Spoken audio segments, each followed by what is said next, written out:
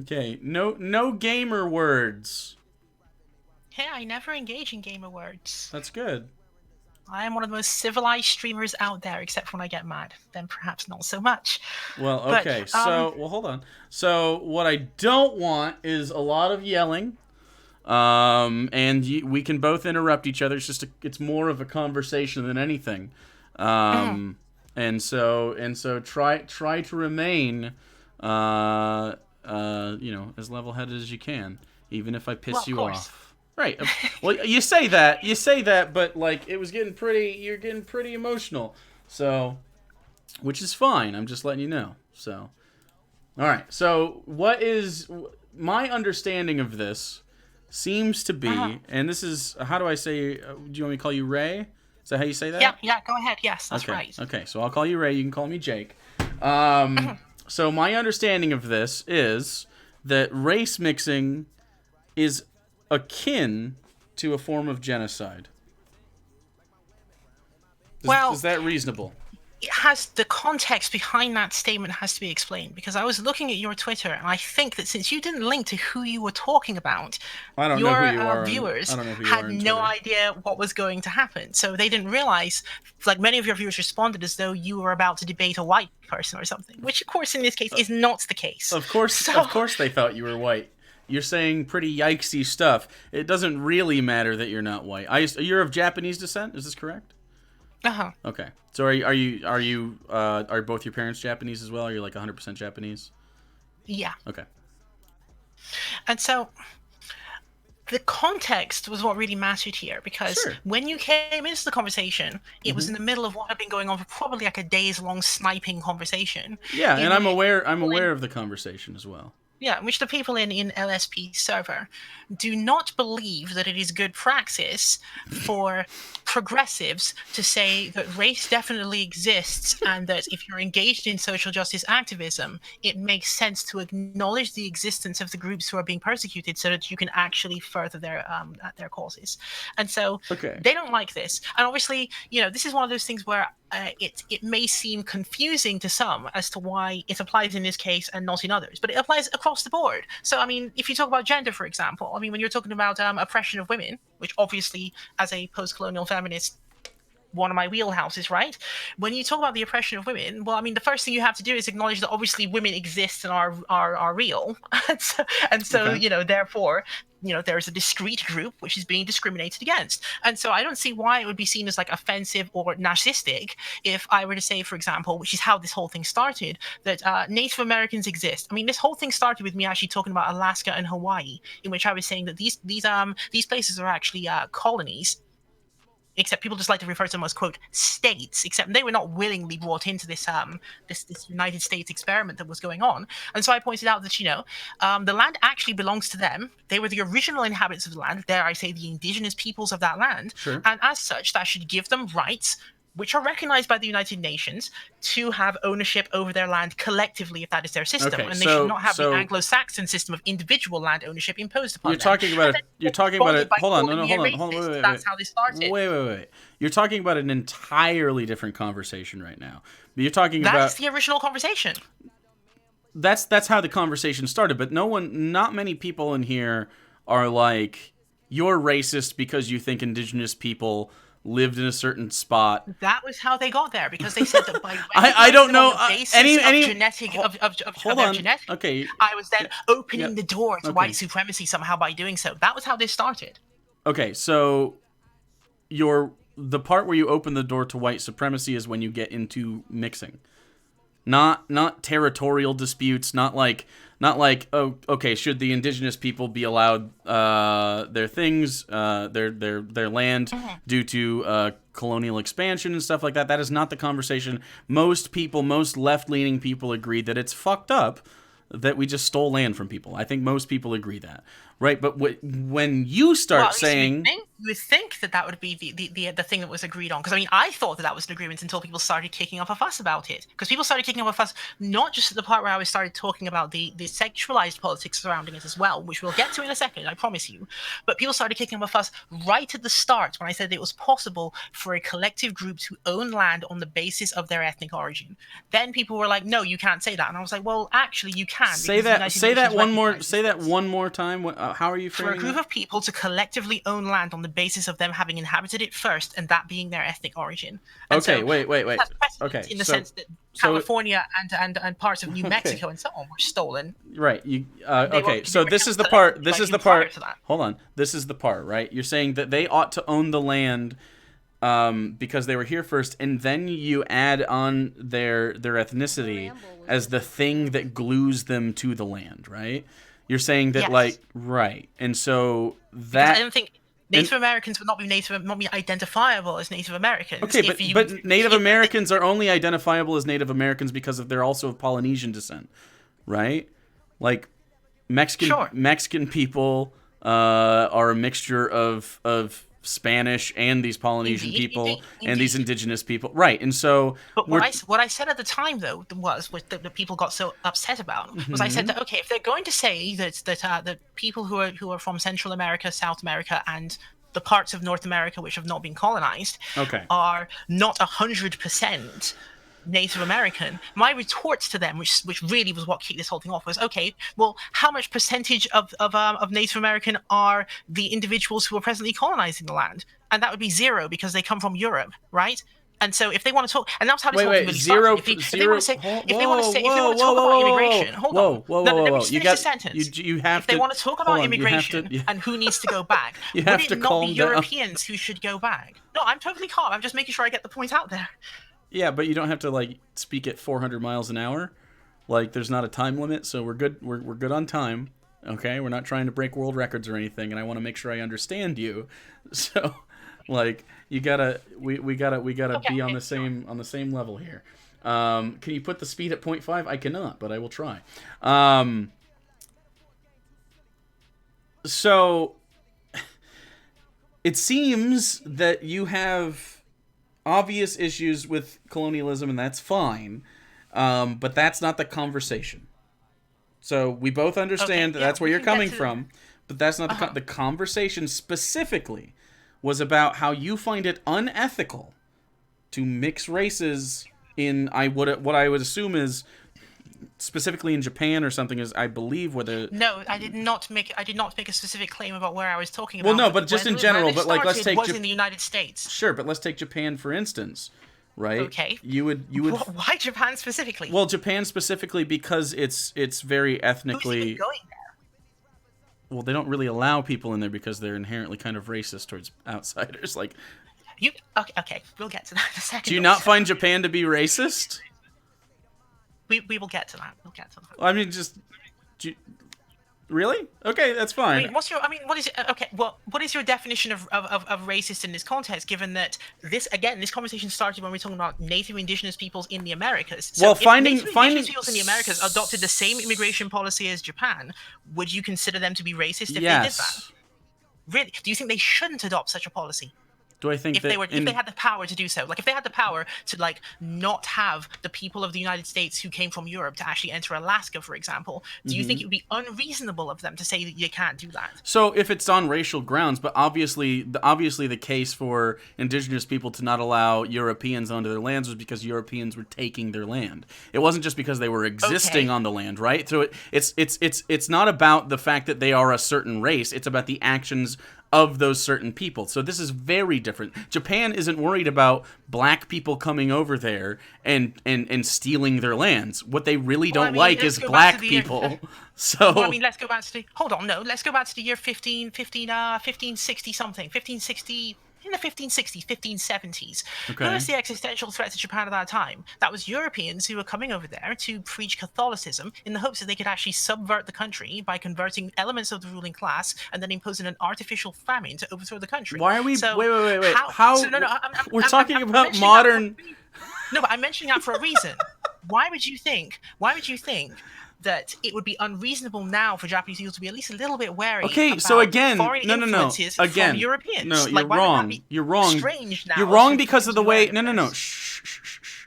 You're wrong because of the way you're trying to frame it. Again, this is about the actions that those people are taking. You're saying they're proselytizing their Catholicism. They're trying to spread a religion that doesn't mesh with the people of Japan. You're saying that they're trying to use a colonial approach and to expand their own empire. And you're probably correct, but these are not because of their race. This is the big difference. This is the difference in conversations. You're talking about people actively doing something. Do you think that... Do you think they should have an approach then in which each individual somehow is vetted to ensure that they're not part of colonialism before deciding whether to allow them in or not? Like, what would even the questioning regime on that be? Like, do you? But we're not talking about colonialism right now because we're not like, being because no one's trying to colonize Japan. Why are we discussing 9 centuries ago when we can talk about what you're discussing today as your belief system today in 2019, not in 1580? Well, what we were discussing today was directly relevant to indigenous peoples. That was literally how this conversation started. This Right, conversation did not start with me talking about Japan. That never happened. It doesn't. I just use Japan as an example, right? We could use because they're the closest thing we have to an ethnostate right now, right? In the West, South Korea as well is also right, but they're not. But many countries in Asia. Yeah. Okay. So I mean, I could use Korea as an example as well, but like, I mean, I use Japan instead because it's a famous version of this, right? And they're more well. Also, they're more wealthy in general. They're closest to a Western nation than any of the other nations that are ethnostates at this point. Well, I mean, this may sound controversial, but do you think there might be a reason for that may stem from the fact that Japan managed to resist colonization for long enough to actually develop without being interrupted? So do you think if there without colonization, do you think if there was a 50% white black, let's call it black. If you say if black people immigrated to Japan and mixed races there, do you think Japan would be as successful as it is today? It's impossible to say. Why would that have happened? Would that have been because white colonialists brought them there in the same way they did in the United States? It has nothing to do with white colonialism. Then why else would African people? Are you saying that the racial homogeneity of Japan is a direct cause of success? No, what I'm saying is that the lack of disruption from white colonialism is the precise reason. Okay, so if I say a white ethnostate would be more successful than a mixed race country due to the fact that there's not as much disruption, as you put it. There's not as much disruption from these other cultures entering the culture. Do you think that a white ethnostate would be better off than a multiracial nation? Well, which state would you be referring to? Because it sounds like a little bit of a trick question. Like, it's not really a trick question. Just kind of like pop an island in the Atlantic and make it only white people. Do you think that would be more or less successful? So you're basically Denmark, but an island then. I mean, you could say Denmark, but it's just a hypothetical. The answer to that question would be demonstrably yes, and the only reason for that demonstrably yes if you had a homogenous. Just look at Denmark and then look at the mess in the United States in which they've come and elected Donald Trump because they're all paranoid and fighting each other. Like, which part of the United States would be better than if you just had Denmark, for example? And I'm not saying that in a way. I'm not saying that to praise Europeans because I have no intention of doing that. What I'm doing is pointing out to you that the United States project is not roses and sunflowers.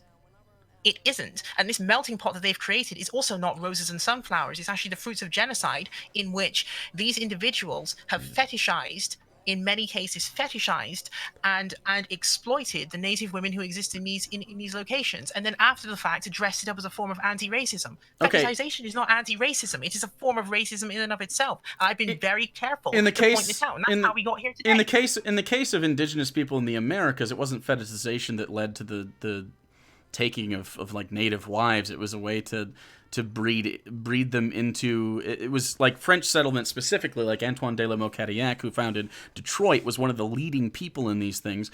He was trying to make the savages more civilized, air quotes, which is a form of racism in and of itself. Of course it's racism. Of course it is, but it's not fetishism. No, stop talking. Stop. Hold on. No. Because you're just talking over me. You're not asking a question, right? You just want to get your shit out. I'm not done. Like there's a point to be ask for clarification, and then there's just like you want to vomit your bullshit at me. I'm not interested in that. Let's it's not about who can talk the loudest. It's about like fucking getting our points out there. So you're wrong, but you're wrong. But hold on, okay, but you're wrong about the fetishization as being like the primary thing that happened there. They were trying to, specifically in the case of indigenous people, they were trying to intermarry to culturally mesh between the two, to spread their religious beliefs and to spread the way that they like society to be, instead of these libertarian pockets. So when you frame it, but when you frame it as like it's just a fetishization thing, I'm saying that that's what they're doing now. Previously, obviously, it was part of what you just described. I was going to get to that, but what they're doing now is they're trying to sort of retrospectively make it look like it was all nice by saying, "Oh no, it's just because we like these people." Wait, who says it's nice? True. Wait. Yeah, okay, you scrolled this chat, LSP's chat, before I actually came onto this stream. Who said colonialism was nice? Before they started deleting the memes and the stuff that they had posted, they were actually posting fetishization memes in the chat. Right, but that's because okay. So and when people were doing this is because they thought that somehow I was going to not comment on it. I'm commenting on it. Okay. So when they posted, I assume they were racist memes. Of course they were. Yeah, because I mean, some of these people were shitlords, and that's fine. I wasn't doing any of that stuff, right? So what they were trying to do is they were just trying to get a rise out of you. So, like some fun memes like that are tongue in cheek. Like no, it's funny to them because they don't believe the thing, but it's a nasty thing, right? So no one's actually saying that today, like, there's a huge fetishization of like indigenous women in the United States. It's super weird. That's not a thing. Okay, well, you and I will have to differ on that then, because, like, from people I have talked to who live in the United States and are involved in activism, yep. Like, women of color have said to me that they have noticed this women phenomenon. Of color or indigenous women? All of them. Okay, there's not a nationwide understanding that there's a fetishization of indigenous women. Well, it's not like they're going to go and talk about it on the evening news, are they? What are you talking about? Like, that's just not really a thing. What are they going to do? They're going to come out and announce it? They're just going to conveniently announce it for you? It's very similar to how Trump supporters will swear down. The racism isn't actually happening here, except it literally is from every angle. In fact, they've got Hispanics in concentration camps now, and we got people denying that the concentration camps are what they actually are. I agree. Well, okay, so that's a totally different conversation. I agree with you. If they're not concentration camps, they're tipping up to it, right? Like, I think we agree that they're shitty, like, but that's not really the discussion. We're talking about, like, you have a radical view of race, and it's not rooted in reality. It's rooted in, like, these ideologies that you hold on to that are too extreme for how life actually works. So you literally said earlier that you think a white ethnostate would be more like a better country than a mixed race state. And they'd probably be more capable of hitting the targets that they set for themselves, because they would have to spend less time oppressing and devoting resources to oppressing and generally messing around with the people they have subjugated. So you literally, that's usually how it goes, right? You literally agree with Stefan Molyneux. In what way? Everything you just said is a Stefan Molyneux talking point that he brings up for ethnostates constantly. All the time he talks about this. Stefan Molyneux has argued that there needs to be separation so that he can spend less money on police services to oppress people of color. Oh, fuck yeah. I find it difficult to believe that he does Stefan that constantly. Molyneux has suddenly decided that he loves people of color so much he would like to No. He thinks people of color are so inferior that if you remove them from white society, that white society will have all the benefits that you just said. He doesn't... So what you mean is not that he agrees with me, but rather that he accidentally would like to remove himself from our presence then. No, he'd like to remove you from his presence. So you see the difference. Okay, so the difference is that he doesn't want to go back to Europe. It's not really different. No, hold on. No. I think he needs to go back to Europe, maybe. It's not fundamentally different. Okay. So you're basically arguing... You're basically arguing, like, the work I show, like in a math on like a math test or something, I show the work different, but we get the same answer. If you Well, get no, the we don't get same, the same you answer. do get We the do not same get the answer. same answer. Ethnostate is the No, answer. we do not get the same answer. You His do. answer is that everyone should leave the United States and he should stay there. Our answer is that he should leave the United States if he feels that way. You're literally just These things are completely different. One of them is him remaining a colonizer. The other one is us asking him maybe he should leave because he is the colonizer. These things are not the same. I don't know what horseshoe you're looking at here that somehow can have decolonization being the same thing as maintaining your colony. How can these two things be the same? It's not a colony. It's a nation, a mixed race nation. Really? You think the United States is not a colony? It's a mixed race nation. It doesn't involve colonization. Okay, so what No, is it Texas? was a colony. It was a colony for sure. Oh, so it's now not a colony through what kind of magical transformation? Okay, so it's not a colony in the colloquial sense, right? Because it's not temporary. It's a sovereign nation state made up of several other states within it. I mean, these are just things that have we have words for them on purpose because it's very different. So you can call me a colonizer, but I'm indigenous.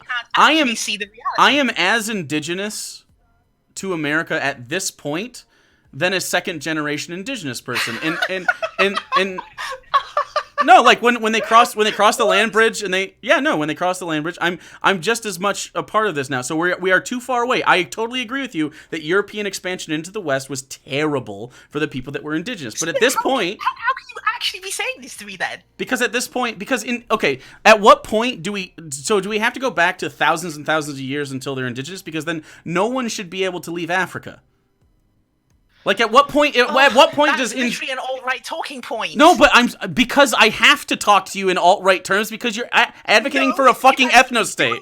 Alt-right stuff all the time. Whenever I say, okay, maybe you could give land back to natives or honor the treaty, suddenly everyone's like, oh, but everyone comes from Africa. No. We're not talking about giving land back or reparations or any of that shit. What we're talking about now is where people are rooted in their ethnicities, their origins, and their racial lineage. And at this point, we are a global society. We don't necessarily have these bastions of territory where different pockets of races and ethnicities pop up. We are very global. Sure about that? Yeah, I'm 100% sure about that. We're very global. Literally everything to the east of the Khyber appears to me to not be. It appears to be not to be global in terms of movement of people, but at least in terms of movement of goods. I mean, okay, would you say that people east of the Khyber are? There's a lot of racist people over there that don't want to intermix. You come from that. Like you are one of these people advocating for the same thing that's limiting racial spreading. So do we all need to be heavily re-educated by Europeans on this issue? Is that by Europeans? No, I don't think Europeans have anything to do with it. It's literally just skin color. Am I European because I have white skin? You don't sound like you're from Japan. Have you lived in Japan in your life? No, where are you from? Hold on, no. Where are you from? Well, you asked me at the beginning of this stream. I said that you have Japanese heritage. Both Japanese descent, yes. You have Japanese heritage, but where are you from? And so right now, I live in the United Kingdom. Okay, so were you born in the UK? Like how long have you spent in the UK? You'd have to add it up in odd pieces because of the fact that I've been here and left. And I've also been to several other countries. So you could technically say that I'm a, quote, citizen of the world, except I don't actually regard myself that way at all. Okay, so how do you regard yourself? I know which community I actually come from. Okay, so how do you regard yourself? If someone asks me how I would regard myself, and obviously I'm Asian, right? So I would not. Okay, so you look Asian. You look. Yeah, of course. Hold on. No, let me finish though. I would not claim to magically be part of Britain, because why? That would be ridiculous. I'm not native to Britain. The Brythonic people are native to Britain. They are the people who actually evolved on that land. I'm just a visitor. Wait.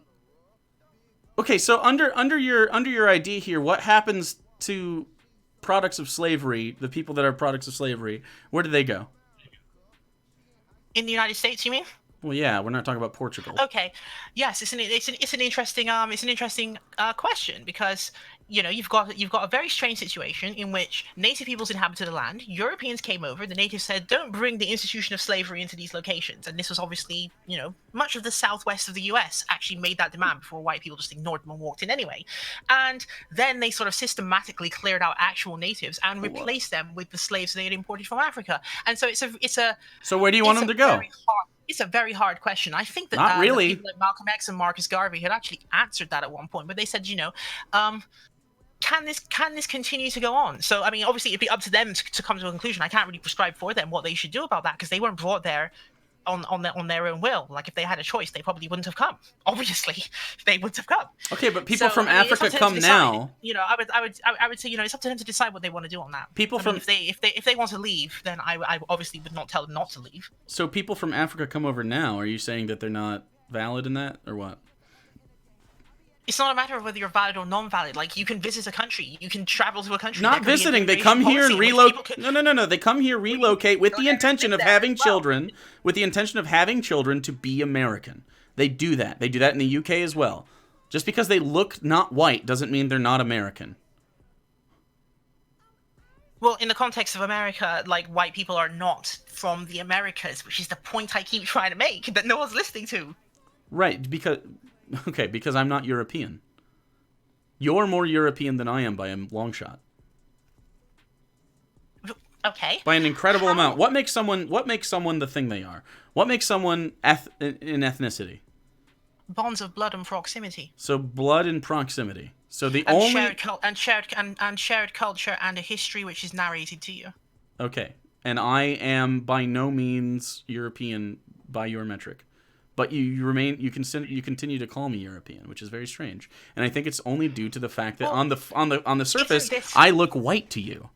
No, I think this is part of how the American system has managed to mask its true nature, because what it does is it keeps telling itself that it's not actually a European ethno-colony, when actually it is.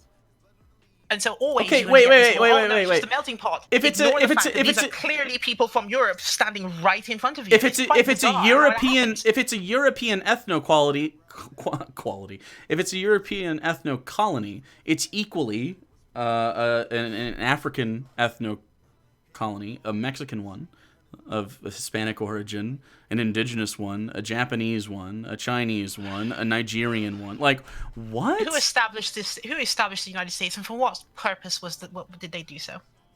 Who established the United States? Who established the United States, and for what purpose did they do it? I mean, I hate to have to actually ask it. Europeans, under the guise of religious freedom, and then it was mostly a money thing. Portuguese sent people over, like Christopher Columbus, etc., etc. It was mostly a money grab thing. It wasn't really... Right, so then how can you come now in 2019 and be like, yeah, it's just equally the property of all of these other people because in 20 subjugated by the aforementioned? Okay, because it's not 450 years ago right now. It's not... So you think racism ended? When did that happen? Wait, why does racism have to end for a black person to be here validly? No, I think if you think there's no racial hierarchy... Wait, when did I say there was no... Wait.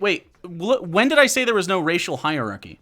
Well, I mean, you just told me that the United States is equally a colony of white people as it is of Chinese people or of Native Americans. By validity, not by quantity. Of course, there's more white people right now, but that's slowly changing. No, I mean in terms of power structures as well. Who actually holds the most of the power? Well, yeah, no, I totally agree. I totally agree with you that white people tend to have more power in general in the country. I'm sure that there's pockets where that's not true, of course, but like as time moves on, that becomes less and less. That's why we have white nationalists freaking out right now, because the power structures that you're talking about right now are slowly decaying as people interbreed with people that aren't just white. Either that or they're under some illusion that this is occurring, because obviously just because white nationalists say illusion a thing does not mean that it's actually occurring. For example, white nationalists also claim that Donald Trump was going to be against sort of ultra-Zionist activities carried out by Netanyahu. This turned out to be obviously false, right? So I don't know why people Why do you change the subject? Statements. No, it's not changing the subject. I'm just saying I don't know why people take alt-right pronunciations as fact when they actually I'm not saying it's fact. Nonsense. It's obviously true that we're not... Okay.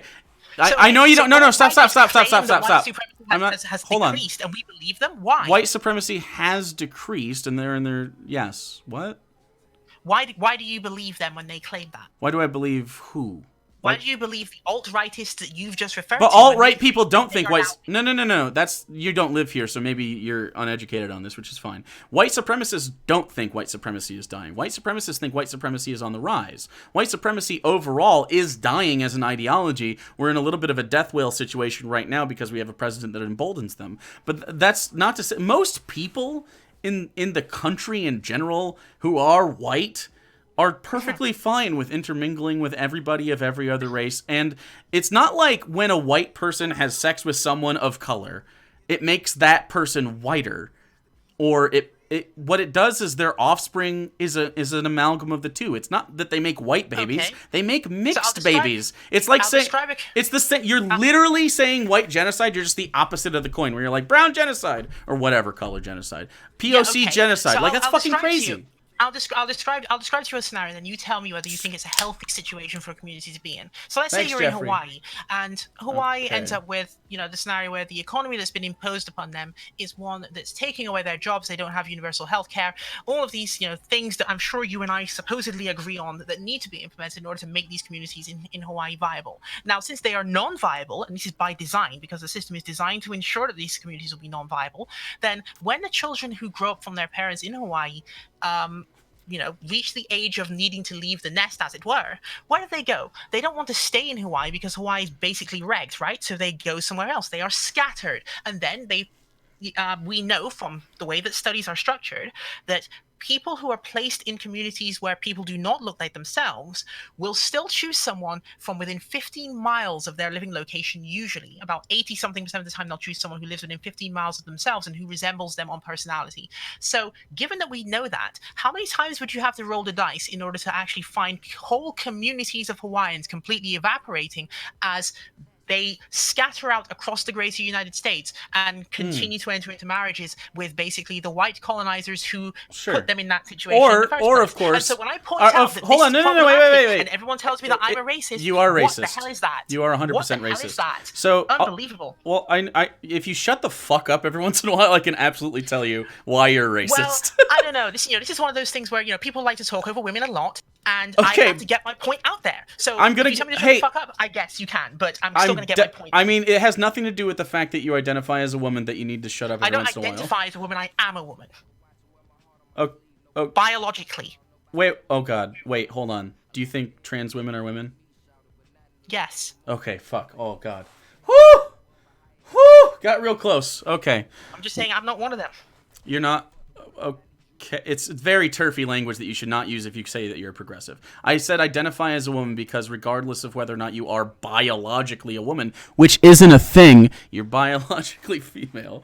You need to understand the fact that you just got real fucking close to transphobia. Holy shit, that is just it was real gross. So really, yes, really, yes, really. Right. Anyway, we didn't come to discuss. I'm not one of them. Yikes. Holy shit. Okay, so here's the fucking reason why you're racist. Because so you assume that there is virtue in Hawaiian people maintaining their physical features. Not their existence. They'd still be Hawaiian. Do you think Hawaiian people are the same amount of Hawaiian as they used to be? How just yes or no. How much just yes would this or no. need to go on before you would be satisfied that Hawaiians don't exist? Hawaiians would always exist in some form or fashion. They're okay. So would they always exist even if they all looked like Mitch McConnell and had the Japanese wait. You think so? What? Let me ask the question again. It was quite a funny way that I asked it, I think. Do you think that Hawaiians would still exist if they were all related to Mitch McConnell and shared like 95% of his genetic structure? You can be a so what makes someone hold on. What makes someone Hawaiian to you? Descent from the group of people who originally inhabited that location. Okay, so if you have any mixing within that, are you no longer Hawaiian? No, because it is possible for mixed people to still claim that identity because they're still part of the culture. It's just a question of so that's the answer. That's the right answer. It's a fuzzy thing. Why do you stop? Just let's do one thing at a time. Calm down.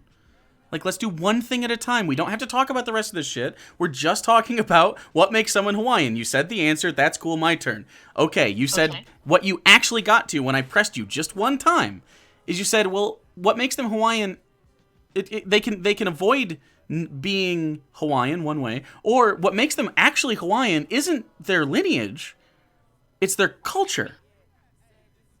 You said that yourself. The two things do need to go together, but the really. lineage is the stronger one. So if I was white people who are LARPing as Hawaiians, white people who are LARPing as Hawaiians. So that is obviously a situation you don't want to be in. So if I was born in Hawaii, am I Hawaiian? No. Okay, Hawaiians disagree with you, and they take that culturally very significantly. So Hawaiians say that anyone that is born on the island is culturally Hawaiian, is a Hawaiian, and they take that very seriously. Who did you ask this? Because I was just talking. Who do I ask this? What are you talking about? Literally 2 weeks ago, and was told the opposite of that answer. White-skinned Hawaiian people can't be Hawaiian. Is that what you're saying? No, I'm saying that if the person is like literally 100% European, then realistically speaking, beyond all of the politically correct stuff that Americans like to talk about, you're wrong. Have you ever? No, you're wrong. Colonizer. You're wrong. Hawaiian people identify as Hawaiian. It doesn't have anything to do with their physical appearance. You are Hawaiian from a cultural perspective, and they will accept you. People that move to Hawaii can become Hawaiian if this community accepts the fact that they are Hawaiian. Like, have you not watched anything culturally relevant to Hawaiian? And you've only just had, you just have anecdotes. You're anecdote Andy over here talking about like, well, I've talked to Hawaiian people before, and that person said that they, what the fuck? Let me put it this way then. In a scenario in which that is occurring, because this is something that needs to be discussed as well, which is to what extent the ideologies held by indigenous peoples could be exploited. In the case where someone holds the position you've just described, they're basically opening themselves up to eventual destruction by doing that as well, which means, they need to be cautioned by the rest of us that, that's a very noble and nice sounding thing to say, but you're going to end up being staffed by LARPers by the time it is done if you actually take it seriously and enact it. And that's just the honest truth. And I guess if there are some Hawaiian people who don't like what I've just said, then they're of course free to challenge me on this. I'm open to the conversation, as I always am. But I always advocate caution in these cases because of the fact that what you're doing is you're getting worse. Because you're advocating for racial purity based on physical appearance. It's not about, because what makes someone Hawaiian is not their physical appearance. You're wrong. It's racist to judge someone based on their physical appearance. It just is. Oh, this sounds like Glenn Beck now. Like if I had gone on to Glenn Beck, racist. For example, Wait. And he said to me, "Oh, are you capable of seeing race and making judgments on it?" And I said yes. And then he would respond and say, "Oh, well, it seems that you are the racist and not the conservatives," or some ridiculous commentary like that. I'm not saying. No. This one that's happening here right now. If you just stop the difference between those two distinctions, because you don't seem to understand how to frame this in your brain, is one distinction you just said on Glenn Beck is if you see race at all as a factor, you're racist. I make judgments on it. No, what you're doing is you're making a value judgment based on someone's skin color, and you are saying that you are not as valid if you don't have the skin color I assume you should have based on geographical location. That is racist. Okay.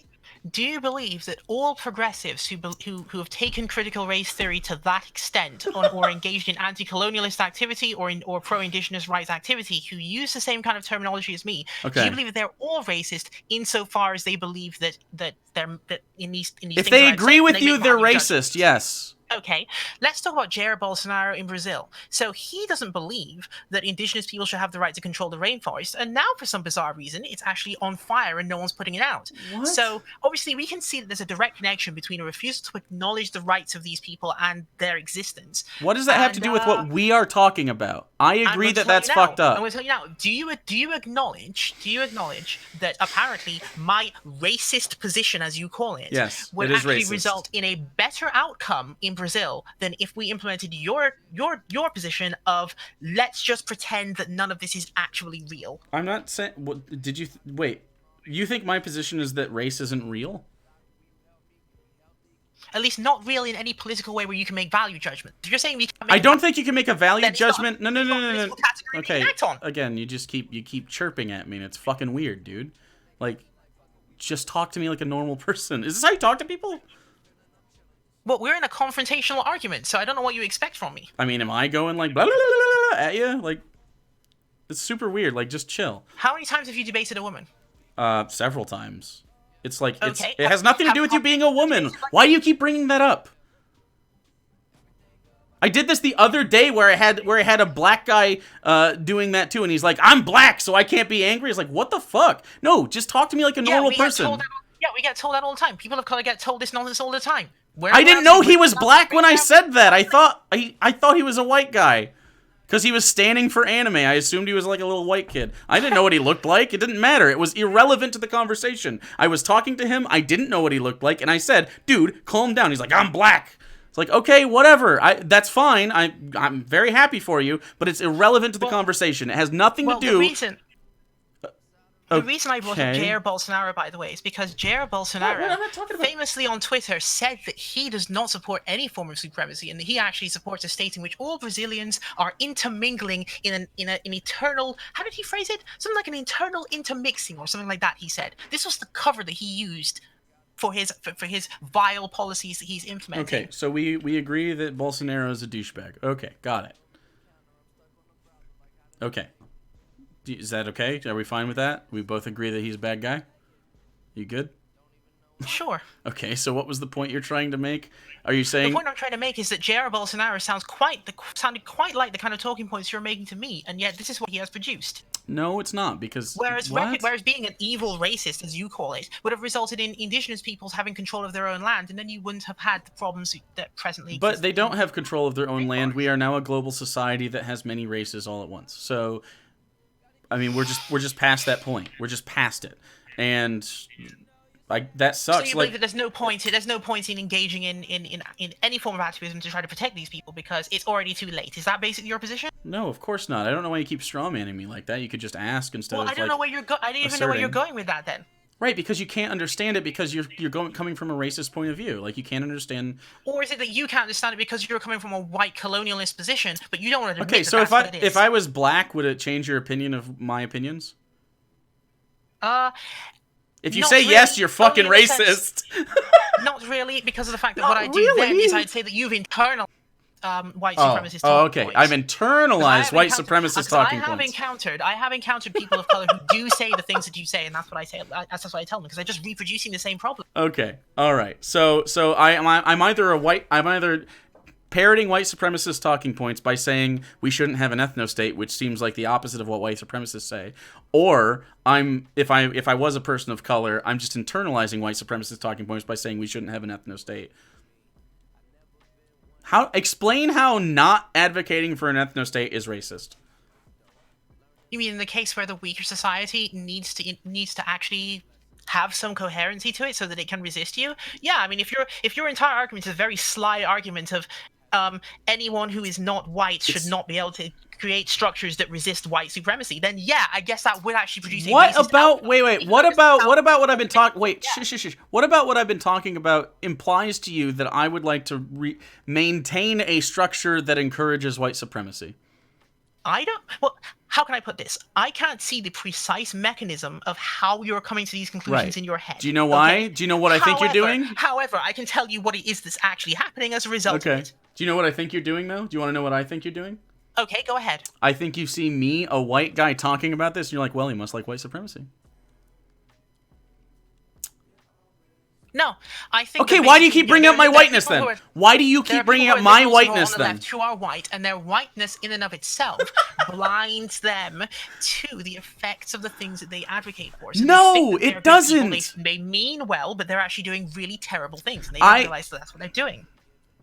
Okay, so I come from a background where I studied indigenous peoples' history, from specifically from I live in Michigan, so and that was a huge point in that history. Like the Saginaw tribes, the Cree and stuff like that, and the French influence, and then the Spanish influence, and then the European influence in general, the non-French. So I also come from a background of American history where I understand things like the civil rights movement and things like that, like slavery and all that stuff. So from a cultural perspective, looking at this, these people have earned being American in a fucking cruel way that sucks. But they're American, and so they were always American. They were American first. right? Indigenous people specifically, like they were North American. So, and South American, Central American, but we're talking about North Americans right now. They were North American indigenous tribes, right? So, I mean, that's just what they are. And now they're westernized because of how culture works and because they were the smaller population. That's just how it works. So it is bad that happened, and no one really argues, except for like white supremacists and stuff that like say like, oh, without Western culture, you wouldn't have buildings and factories and shit. And we're like, yeah, that kind of exactly. Not great. The stuff we're hearing from them, yes. Right, of course. And so we agree that was bad, but we are far past that.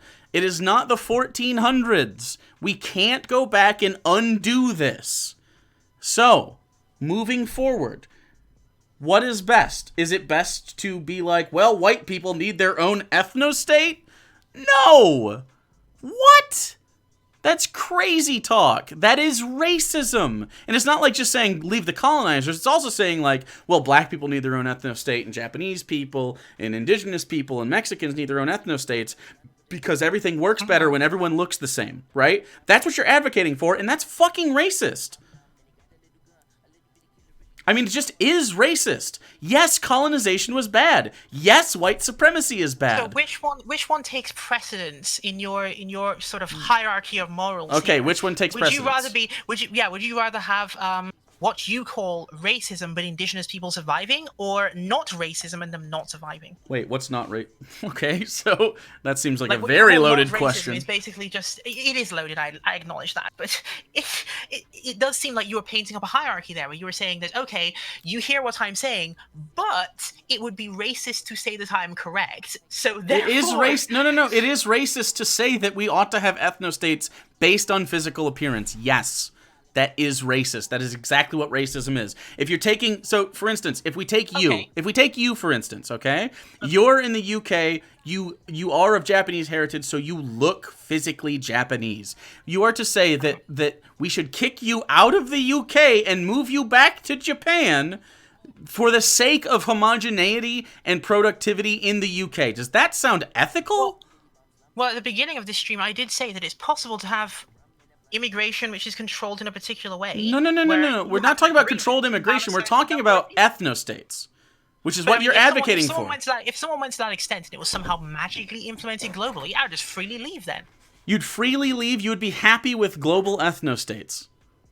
Like, if the condition, it was guaranteed, this is obviously magical, because obviously they're never going to actually do it that way. It would never actually play out that way. But hypothetically, if the agreement was that white people would remove themselves from all places which they have colonized and return to Europe, then yeah, I would just leave then. Yeah, I'd be like, okay, good.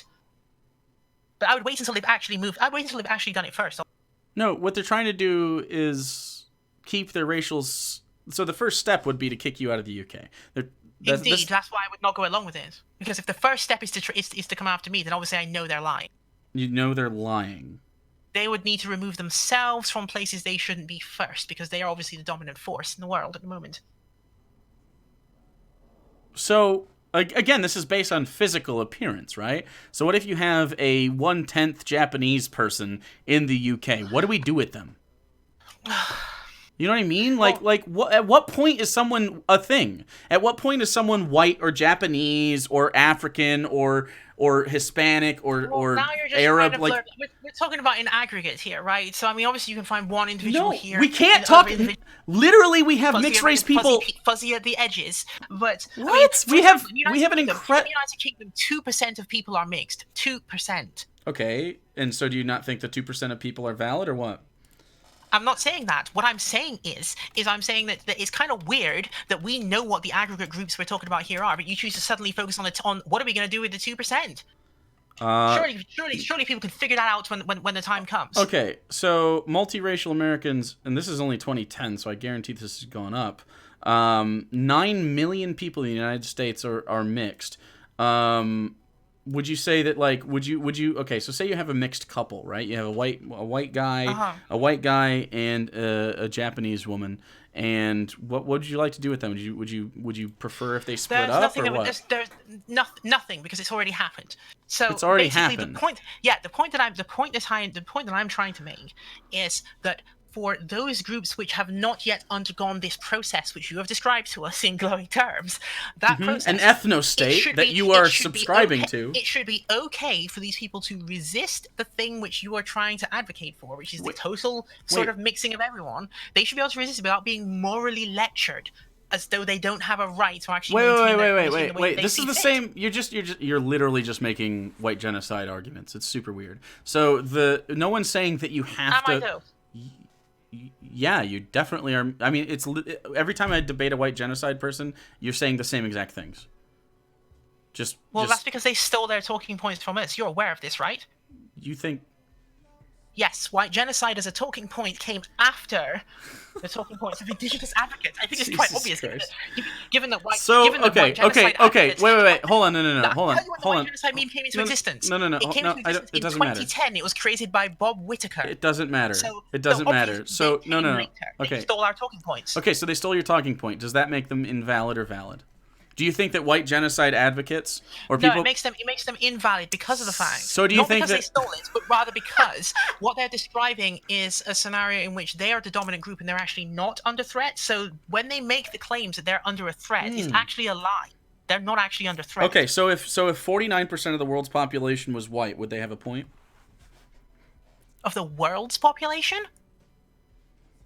But they've never been 49% of the population. They've always been around 13%, isn't it? White people? Or 20-something? 20-something% maybe? Okay. Or less. Okay, so white people are the minority worldwide. Or a minority. Every ethnic group is a minority if you take it globally. Right, of course. Countries, historic, so it's different. I agree. In Europe itself, white people are 97% of all people in Europe are of European descent.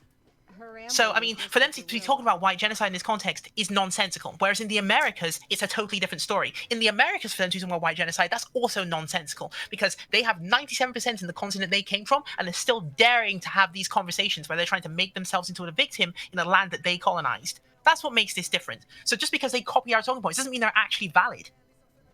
So they're only invalid because they colonized. They're invalid because they're actually lying. Okay, so let's just say, for example, if white people in, I don't know, Germany become very close to the minority of people of races, right? If what kind of percent are we talking about? Let's talk 20%, just like the world, right? If we're talking 20% white people in Germany, like in Germany takes a massive. Hold on. Of Germany. Yeah, hold on. Germany, because of their immigration laws and stuff, over the next 3 generations or so, the country becomes more brown. And then there's a pocket of white people who are like, Germany is Germanic in origin. We are an Aryan people. We deserve a place. We deserve a place where white people, where European Aryan people can have a land, and we want an ethnostate. Do you think that would be valid? I do get where you're coming from here. Do you think that would be valid? Before I answer the question, I just want to preface it with the idea that I do not believe that is what the German immigration policy will actually produce at the moment. I don't either. And you don't either. I'm just putting that out there so we don't get quoted wrongly later. So my answer to that question would be, if in some weird hypothetical world that were to happen, then and only then would they have a credible claim that that they're experiencing something. Why is it credible? Horrible. Because, you said it yourself. Yeah. That they'd be 20% of Germany being Germans. You said that if that was the case... No, not German. No. I did not say Germans. I said white Germans. Because no one is less German. Oh, well, yes. When I said that, that's what I meant. So obviously people who are ethnically German, right? Ethnically Germanic and Aryan, sure. So if we're talking about people who are ethnically German, you say that they in this hypothetical scenario, which we actually both agree is not going to actually happen, but hypothetically, if they were to become 20% of their own country, would they have a cause for complaint at that point? Of course they would. Why? What do you mean why? It would be. What do I mean why? Can you imagine a scenario in which the native group of their own country becomes a minority in that country and then proceeds to, then what happens after that? What's supposed to happen after that? What do you mean what's supposed to happen after that? Well, I mean, we've seen what happened in various cases before in the Sure. Americas, right? That's how we ended up getting to this Okay, weird so do you think? comparison So that do you're you trying to think? make, in which you're trying to get me to talk about Germany so you can call me a Nazi after I give you the No, only you can make it. consistent answer to that question. No, I You're just. just trying to test me to see if I'm a hypocrite when it comes to It when it doesn't. comes to talking about white people. I I'm use. not a hypocrite on that. If they were subjected to the same Okay. deprivation Okay. Hold that on. people of No, color were, you're then still doing the yes, my thing. heart You're would be doing. with them in that. You're doing the thing again. So I use Germany No, but you did it just now as well. where I interrupted you. Is that what you're talking about? So You asked me to answer the question, I did.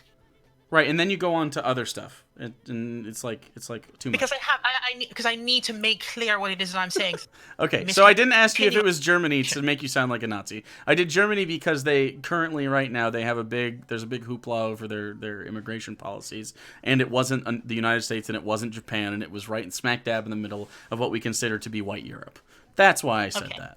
So, I mean, Yeah. like, if I use the UK, you could use the same thing, but you live in the UK, Yeah. and I didn't want you to have, I don't want either of us to have what our preconceived cultural notions of these places are. So that was the point. So, Fair enough. okay, so the idea here is, what makes someone the thing they are? What makes someone German in this case?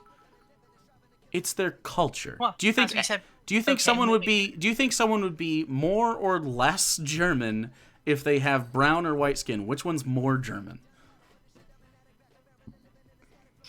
In the case of Germany, we know that this is obviously a European ethnic group that we're talking about, and we may differ on what makes someone what they are, but basically bonds of blood and proximity make someone what they are and not someone else. Okay. Like, I mean, I hate to have to say it that way, but if I'm going to be consistent, that is what has to be Okay, said. so and I'm not gonna be inconsistent on that. okay, so Even if we happen to be talking about Germany. so a sixth generation brown German is less German than a third generation white German. What do you mean third generation white German? So it's someone that came from the UK, they relocated 3 generations ago, Oh, maybe no. after the Great War, and they're white. They're more German than the black German that happens to be Nah, there 6 totally. generations ago. It really depends. That's a difficult one. It doesn't because in depend that at case, all. Neither of the people actually indigenous to Germany in the case that you're describing. What are you talking about? How many people are actually indigenous to the place they live? Genuinely, how many people are actually indigenous to the place they live? Wouldn't that be the majority of people? I mean, the people who have traveled around the world, like I don't Not consider necessarily, myself to right? be a norm Because traveling around the because place, right? what suddenly makes so what makes you unindigenous, right? So if I have a situation where I have European descent and I live in Michigan, right? But maybe like I have somewhere down the line I have a Native American in there, and maybe somewhere down the line I have a black person in there from Africa, like an African American or maybe just straight up African. Maybe I have a Japanese person in there, or a Polynesian person, or a Mexican person. Like what am I actually indigenous to Europe at that point, or am I more indigenous to the Americas if I have more American DNA floating around in my veins? Like seriously, what makes it's the ship of Theseus. It's the ship of Theseus. That kind of it's a ship of Theseus type question. It's that the way that you've defined it, only you might be able to answer that question. Weirdly enough, but you're focusing down on specific individuals. Do you know whereas why? I'm looking at the aggregate of communities. Because the aggregate of people are exactly what I'm talking about.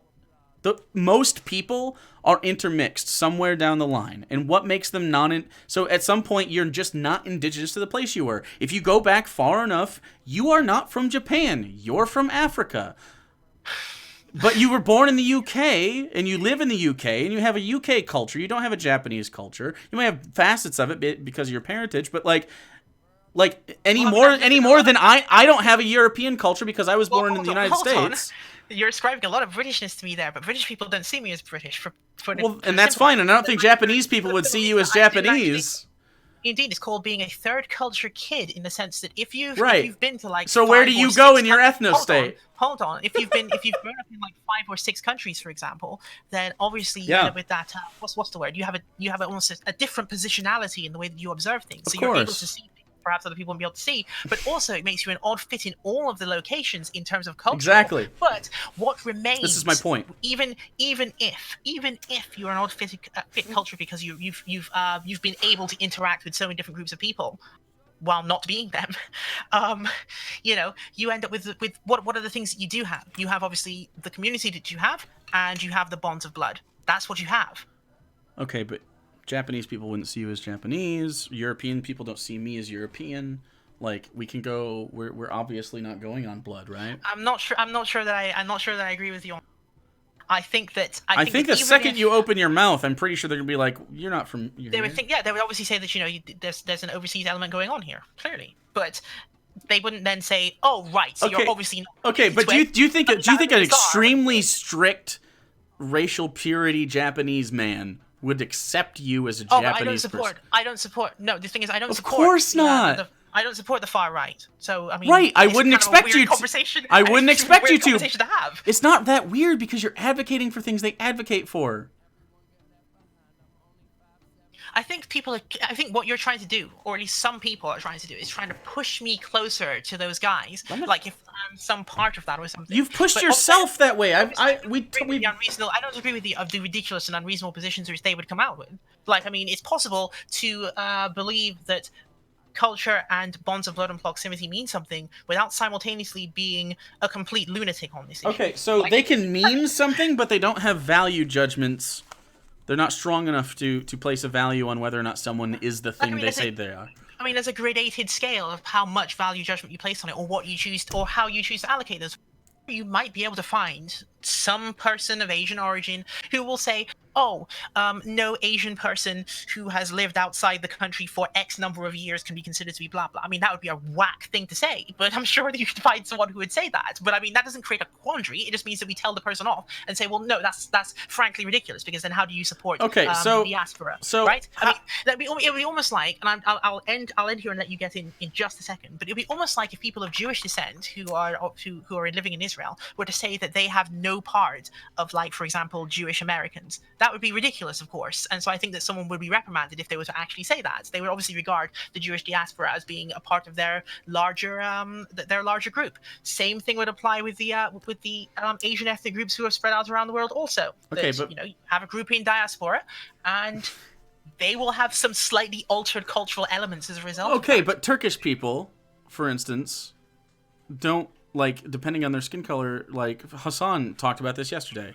where he's considers himself white because he's white passing and because he has the privilege of white passing, he doesn't feel like he can call himself a person of color because it comes across as vapid. Now, until someone hears his name, or just looks at his name specifically. But like, the thing that I would say to him, right, because I don't share his view on that. I think. Yeah, but you don't get to tell him what he is. I don't get to tell him that. I don't get to tell him that, of course. But obviously, if I saw him, like, in the street and didn't know his name or whatever it was, like, I wouldn't assume that he was white in the first place just from looking at him. I would not. I don't know why he becomes white passing in the United States, but that's something that could be explored. How that could be possible. The answer is we have a very multiracial country that was born out of something horrible that's turned into something pretty enriching. So, well, I mean, the United Kingdom is also multiracial, but I think if Hassan came to the United Kingdom, 99% of people who not give him white passing status, they wouldn't. Okay, because the United States is a different place. Group him from somewhere. They would incorrectly group him with some part of South Asia, perhaps. So they'd still get it wrong, but they wouldn't think that he's European. So at what point is someone the thing they are? How many generations do they have to go back? How pure does their bloodline have to be? Like, what geographical location? Like, every time you say this, it just comes back to physical appearance to me, because, like, just this conversation about Hassan right now, like he could also pass from Hispanic. He could pass for Spanish. You were talking about passing. Passing is a very specific thing, which is different from what you actually are, in some cases, right? Because I guess if a bunch of people totally don't know what to make of when you don't tell them, then I guess, something strange would happen. But Hassan doesn't make it past your ethnostate, right? Hassan doesn't make. What do you mean? He would have to go back to Turkey under your idea of what makes the best state, which would be one of ethnic purity, right? So he has to go back to Turkey because he is taking over indigenous lands by going from Turkey and moving here. Or at least in a hypothetical scenario in which you rolled back all of the borders, because I don't know whether it would actually. Except Hassan identifies as an American person and would not want to go back to Turkey. it's a hard conversation to have when it comes It's to, when it not comes down to this particular hard. issue, isn't it? It isn't hard. It's Okay, very let me put it to you simple. this way. Let me put it to you this way then, because usually you have this sort of push and pull, and then you have the hypothetical compromise position. Because I want to gauge to see what you will say to me if I give you a hypothetical compromise All right. position. What would you say? What would you say if I told you that it would be acceptable? And by the way, I'm just proposing this as a hypothetical question. Sorry, that it would be acceptable if the white colonizing state that is the United States were to correctly recognize, and this includes Canada too, actually. So Canada should be voting on this as well, because they have not been very good on this either. But have them all recognize the treaties which they have been disregarding up until now, and allocate large tracts of land back to Native Americans without evacuating the entirety of the continent. Do you think that would be a reasonable position for them to take? In other words, to actually return a large portion of the land Yeah, we have plenty of land. I don't care. and to pay However we want it. reparations also? If however you want to pull off reparations is fine with me. Really? Oh, so the disagreement we have here then is actually a matter of degree. You don't want people to leave entirely, but you'd be No, okay no, no, no, with no, no, no, no, no, no, no, reparations and no. the handing over of large tracts The of land. very, very big difference here is I don't care if people leave or stay, want to intermix or anything. You're saying that it's a negative thing. It's not virtuous. It is bad ethics. It's bad praxis, if you will, to intermingle the races, which is fucking racist. I'm saying they can absolutely do whatever they want. I'm also for it makes a lot of sense for the argument for reparations. I'm on the team that says that, like, hey, if, like, for instance, African American reparations, there's things that are like, the 40 acres and a mule for free men thing. Like, if they want to take money that would equal that amount and put it towards education and jobs building and all these things that would help the black communities, I'm absolutely fine with it. I'm not necessarily for Fair cutting enough. people a check, because capitalism just sucks that money back into itself and it doesn't really actually help anybody. I'd rather it was a progressive thing like that, where it's like it's investing in the culture. That's absolutely fine with me. Of course. We have tons of stuff out west. We have all the Dakotas that used to be. I mean, they're named for the fucking people. So, like, you could take. We have plenty of space. All these places. If you want to give them back to Native American people, I absolutely agree with you. That's very good then. What So we are in you're agreement on saying? this. However, What my you're saying question is lies that if a Native American person fucks a white person, that is bad if they have offspring that and are which- half which white, leads- which is fucking crazy. which leads to my next question. And so my next question to you, because obviously you've activated the door, as it were. You've activated it, and Okay. so basically you talked about 40 acres and a mule. In that scenario, how did they know who to give these 40 acres and a mule to? How did they know who to give? Yeah, The how 40 did they know acres and who mule to give them to? They gave them to free slaves, free ex. How did they determine? They didn't how do did it. how did they The determine? problem is they didn't do it. How did they do it? Of course. But I mean, if they had done it, how would they have determined who to give it to? Well, okay, so there Slaves and the descendants of slaves. Am I right? yeah, there are records for that thing. So like Okay. free persons that were of African American descent that were north of the border, probably north of Mason Dixon, probably would not have gotten reparations. But they never fucking did it. So we don't necessarily know. But you would say that the intent is, if we're talking about the 2019 version of something like this, but better, and actually being done and not being withheld, of course, you would be saying this is a reparation targeted at uplifting a particular community. Would I be right to say that? A community which, at the present moment, for example, has women of African descent who, at the present moment, seem to have a net worth of $5 for some reason, and I think we both know what that reason is, which is that systemic oppression has happened over generations. Right. So, in order to uplift this particular community, you would have to be able to identify the existence of that community. Am I right? Yeah. Okay. So, in your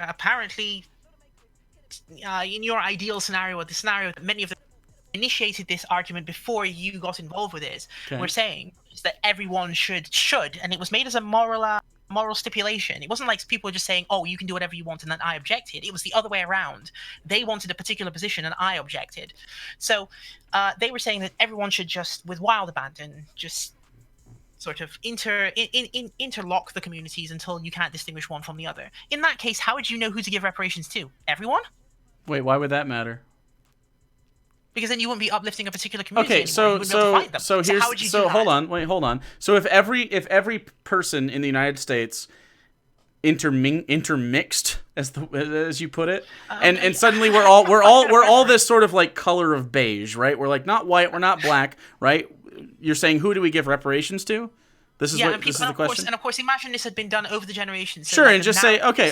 So who do we give? Who? And so the narratives God. associated with the oppression had Right. been lost over time as well. Sure. So if How do you know who to give it to? so if that were the case, you wouldn't need reparations because there wouldn't be structures of white power because you wouldn't have white people. You would have everyone on equal footing, and it wouldn't be a race-based thing. You wouldn't have these different stratifications based on physical appearance alone, and you wouldn't be able to enforce these prejudices even if you had them because you couldn't even tell, right? So capitalism would have gotten away with the entire thing, and they would have also removed the people they victimized from recognizing their own existence because they wouldn't be able to find each other. They anymore. wouldn't have removed the people from their existence. They would have removed but- both. No, listen. No, stop. Stop. No. You have to stop. You have to stop. You have to stop. You have to stop because this is the point. No. You can't. I'm not going to let you get the point in. I'm just not going to let you get the point in. You don't get the. No. They would not remove both. Yes, it does because check it out. Check it out. 97% of Europe Check it would still out. be white. No. But it doesn't matter because we're not talking about Europe. We're talking about the fucking United States. So here's what happens here. What happens here? We're not talking about the U.S. because the U.S. is already a sovereign country. They're not the U.K. anymore. They're not owned by the U.K.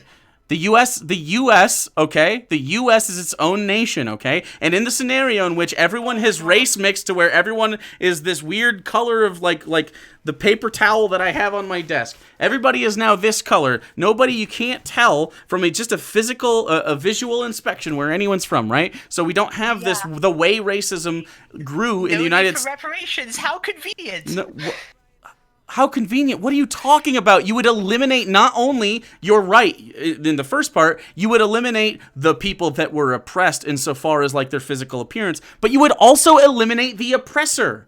The oppressor would be gone as well because there isn't white people. There's no white people anymore. There's no black people anymore. Well, in Europe. But they're in Europe. The people in the UK had nothing to do with American chattel slavery. Really? Yes, you sure about that? The UK. I mean, there's UK people, but it's like that were involved in it a little bit, and Portugal started it. But like, we're not talking about them. Those people aren't our country. I believe that you're really saying to me right now, in chattel slavery, nor the Portuguese. For goodness sake. I didn't say nor the Portuguese. I said the Portuguese started chattel slavery. Okay, in terms of Brazil, given that the Why? Stop talking about Brazil. No, you're bailing out. You're bailing out of this conversation. No, we're not talking about Brazil. We're not going to talk about Brazil. What we're going to talk about here is no. We're talking about. Portugal has gone away with it. Then. We're talking about a situation in which your version of race, which is just a visual inspection, where you just go, that person's browner than white, so I guess they're a brown person, or that person's white, so they're white, right? Regardless of their cultural heritage. In the scenario that we're talking about, where the white culture and African American culture in this scenario, these races intermix to the point where they're indistinguishable from one another, there is no need for reparation because you don't have white power structure anymore. You just don't have it. Do you not think that a global white power structure would still exist after that point?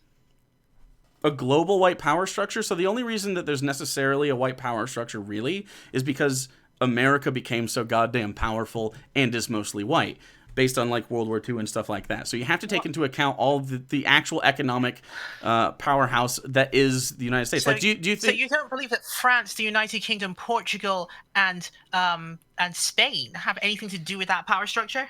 They absolutely do, but not to the degree that America does. They shaped. America dwarfs them all combined. And took up the reins after, right? It's not like they evaporated. I don't think anyone in the city of London has evaporated or anything, right? And so in the scenario you've described, the only people who have actually been removed from existence or eliminated, as you put it, would actually be the indigenous peoples of the Americas. No, they wouldn't be eliminated. White people would be eliminated in the Americas as well. So a world in which all people, and this is because we're a global community, a world in which all people are the color of beige and there's not white or black or Asian or whatever. That's not going to happen, though, is it? No, but this is the scenario, right? This is the hypothetical scenario, right? You're not deleting anybody. You're just making a new version of humanity, and that's okay. You can also have you're still gonna have your geographical, cultural, significant places. You're still gonna have like people from Rio are still gonna be from Rio. You're still gonna have Brazilians. You're still gonna have everybody, but they might not look visually different. This is the only difference that you're really talking about. Culture will still exist. Okay, that's the only difference. Do you believe that would be an optimal state for humanity to be in? An optimal state? I don't think there is an optimal state for humanity. Okay. But I also don't think. So you wouldn't actually. So you differ from the people who initiated the conversation with me in that you're not actually advocating for that. Am I advocating for it? I'm advocating it as in, would you advocate that people should not be allowed to remove themselves from the scenario or preach against the scenario? No, I don't think people should be saying no, you shouldn't race mix. I don't think you should be doing that.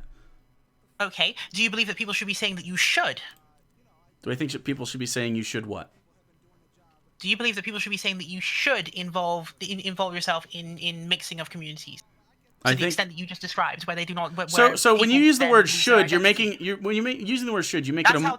Hold on. When you're using the word should, you're making it a moral ought. Like, it's more moral to engage in race mixing than it is to not. What we're saying is, what most people are saying is, and I guarantee Sarah was saying, the person you called a bitch earlier, what we're saying is, it's okay. It's morally ethical to race mix. What you're saying is there is a moral. That's not the impression I was getting over the past week or so, in which people were telling me actually. Well, I don't care what people were telling you. Should be. That's how this argument came up. No one's saying that we should force people to fuck. No one is saying that. Literally, someone actually said that, and furthermore, someone posted a bar chart in which they said that the ideal status of a given nation should be, and they had a pie chart. No. Actually divided up what the ethnic groups ought to be in a given nation. They had completely mixed everything up. So when they no, shush. So they're saying they're memeing on you. It was a joke. It was a joke. You think it was a joke, do you? Ask them. So argue with me, not with them. You're here with me right now, and what I'm saying to you is that race mixing is good if you want to do it. Thank you, Jangles. It's exactly the same thing. It's my argument. If you want to mix races, it's good. That's fine. If you don't want to, that's fine too. But if you advocate for people not to do it, that's bad. Okay, so your position then is that everyone should be totally individual about it. And if you tell someone that your opinion is X or Y on this particular issue, then you are wrong. Is that your position?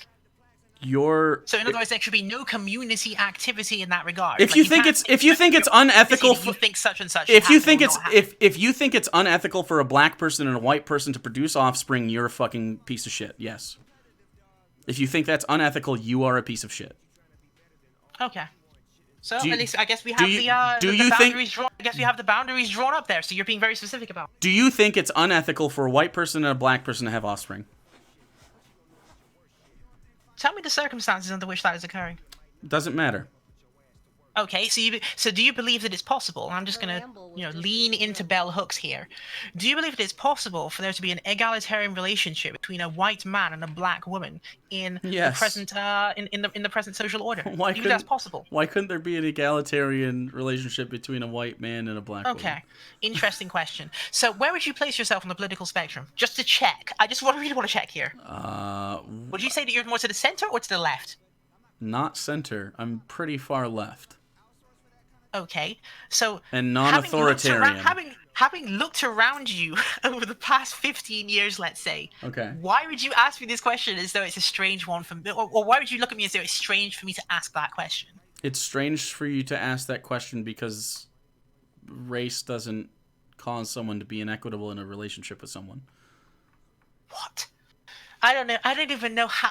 It's a relationship. It's a one-to-one. No. It's a one-to-one. Amount of knowledge that I would love to just bring and just dump on you there, but I don't even know where to begin. The idea that you think, and you're implying here, is that the black woman would be inferior in some way to the white man is very fucking problematic.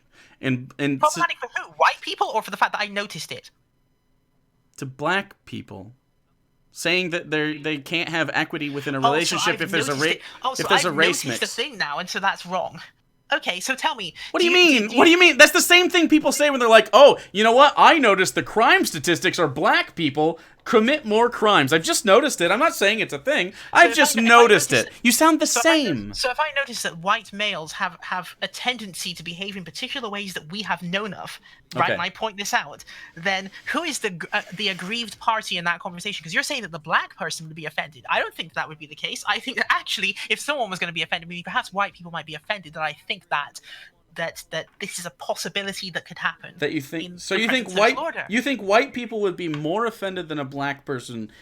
Under... Well, I mean, they're the ones being accused of doing something wrong in that. No, they're not. What? You're just saying that one person is the top. It's going to be in an unequitable situation, and the what's inequitable about that? Have structural dominance over them. So I'm just pointing that out, right? Is it in your estimation? Is it caution, or is it just me being an evil racist if I point out the fact that we actually do live in a society which has white supremacist components in it, and that this could actually extend into personal relationships? So if under any circumstance a white man and a black woman in a relationship means that it's inequitable, do you think that a white man and a black woman creating offspring is unethical? What's an interesting question mark on that? Who knows? You know, it's one of those things where I don't know whether you'd call it unethical or ethical, but you know, it's a reasonable question to ask. It's pretty easy. What the power dynamics involved there are. I mean, obviously, if you go by 1990s logic, in which everyone declared that racism was over, then I guess everyone would clap and celebrate. But we're like in a post-2016 world now. Okay, wait. Do you think that a white man that is in love with a black woman and they decide to commit to each other and create offspring? Quite a rosy description of him you've given there. Sure. Do you think that he's racist? I think it would be reasonable to ask the question as to whether he is or not. Okay, so whereas you seem to think it's mad for me to even think of that. Okay, so do you think if that same white guy, but maybe he doesn't meet this black lady that changes his life, do you think that white guy, if he advocated for a white ethnostate, would be racist? Sure. Okay, so you're advocating for ethnostates based on other colors, and you're not racist. What's the fundamental difference? That and we're obviously talking about the United States here, that he's seeking to reinforce a system of white domination. Okay, so he's seeking to white domination. Okay. Turns out he's Jewish. Is he still racist? You've just changed his ethnicity. No, I didn't. No, he's still white. He's still white. He's just Jewish. He would still be a racist in the sense that, and I'll explain this to you, because you might have actually seen during the time when what was his name? Michael. There was a guy who was really good on this. His name will come back to me in a second. But he's pointed out, and I believe his argument was correct, that it's possible, because of developments that happened after the 1950s in the United States, that a certain section of right-wing Jewish people had been able to become part of whiteness by assimilating themselves to it and gaining from its advantages. And so it is fully possible. Thanks, Earth-3 for the biddies. A person of Jewish descent to act out the tropes of white supremacy and to assist it in exchange for certain cultural advantages, which white people then reciprocate by conferring onto them. And you're thinking, who am I talking about? Stephen Miller is a really great example of this. He's in the Trump administration right now. He's a person of Jewish descent, and he supports white supremacy wherever he goes, which is quite unfortunate, but he's doing it. And so, yes, it is possible for someone who is not white to support white supremacy. Okay. So, would you consider a white person and a black person that have offspring, would you consider that offspring to be white or black? I don't know. The only thing that we do know is that in terms of like how people tend to statistically view themselves, okay, like one would expect that their offspring would attempt to identify as black and would probably be accepted as such. Okay. And do you think it? However, I don't know for sure. I mean, you're asking me about an ethnic group that I'm.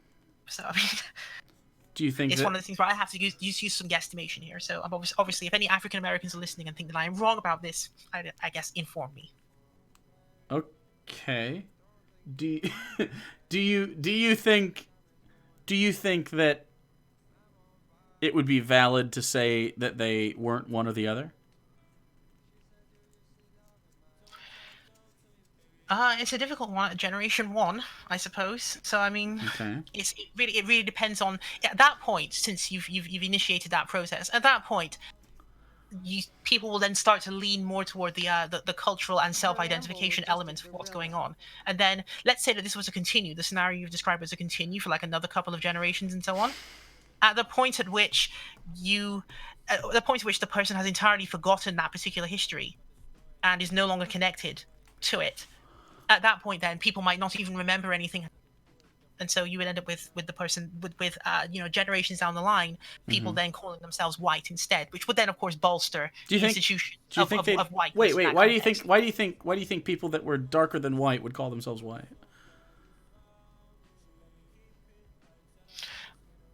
They wouldn't. You just said they would call themselves white.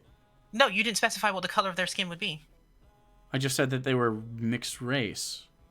Yeah, but you said the first generation, and I talked about what would happen if you continue to do that process down the line. Right. Do you think people would until it came to a point where no one could actually notice anymore, and then they started to claim something else? So do you think that someone would default to calling themselves white? Is what you're saying?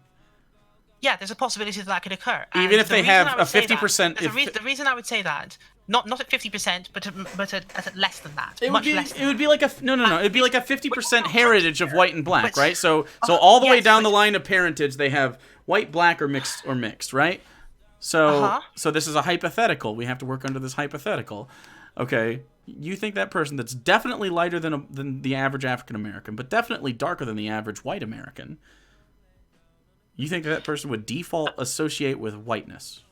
No. What I'm saying is I said at the beginning that they would be able to identify as black and probably be accepted as such, and that this would continue on until such time as people have forgotten.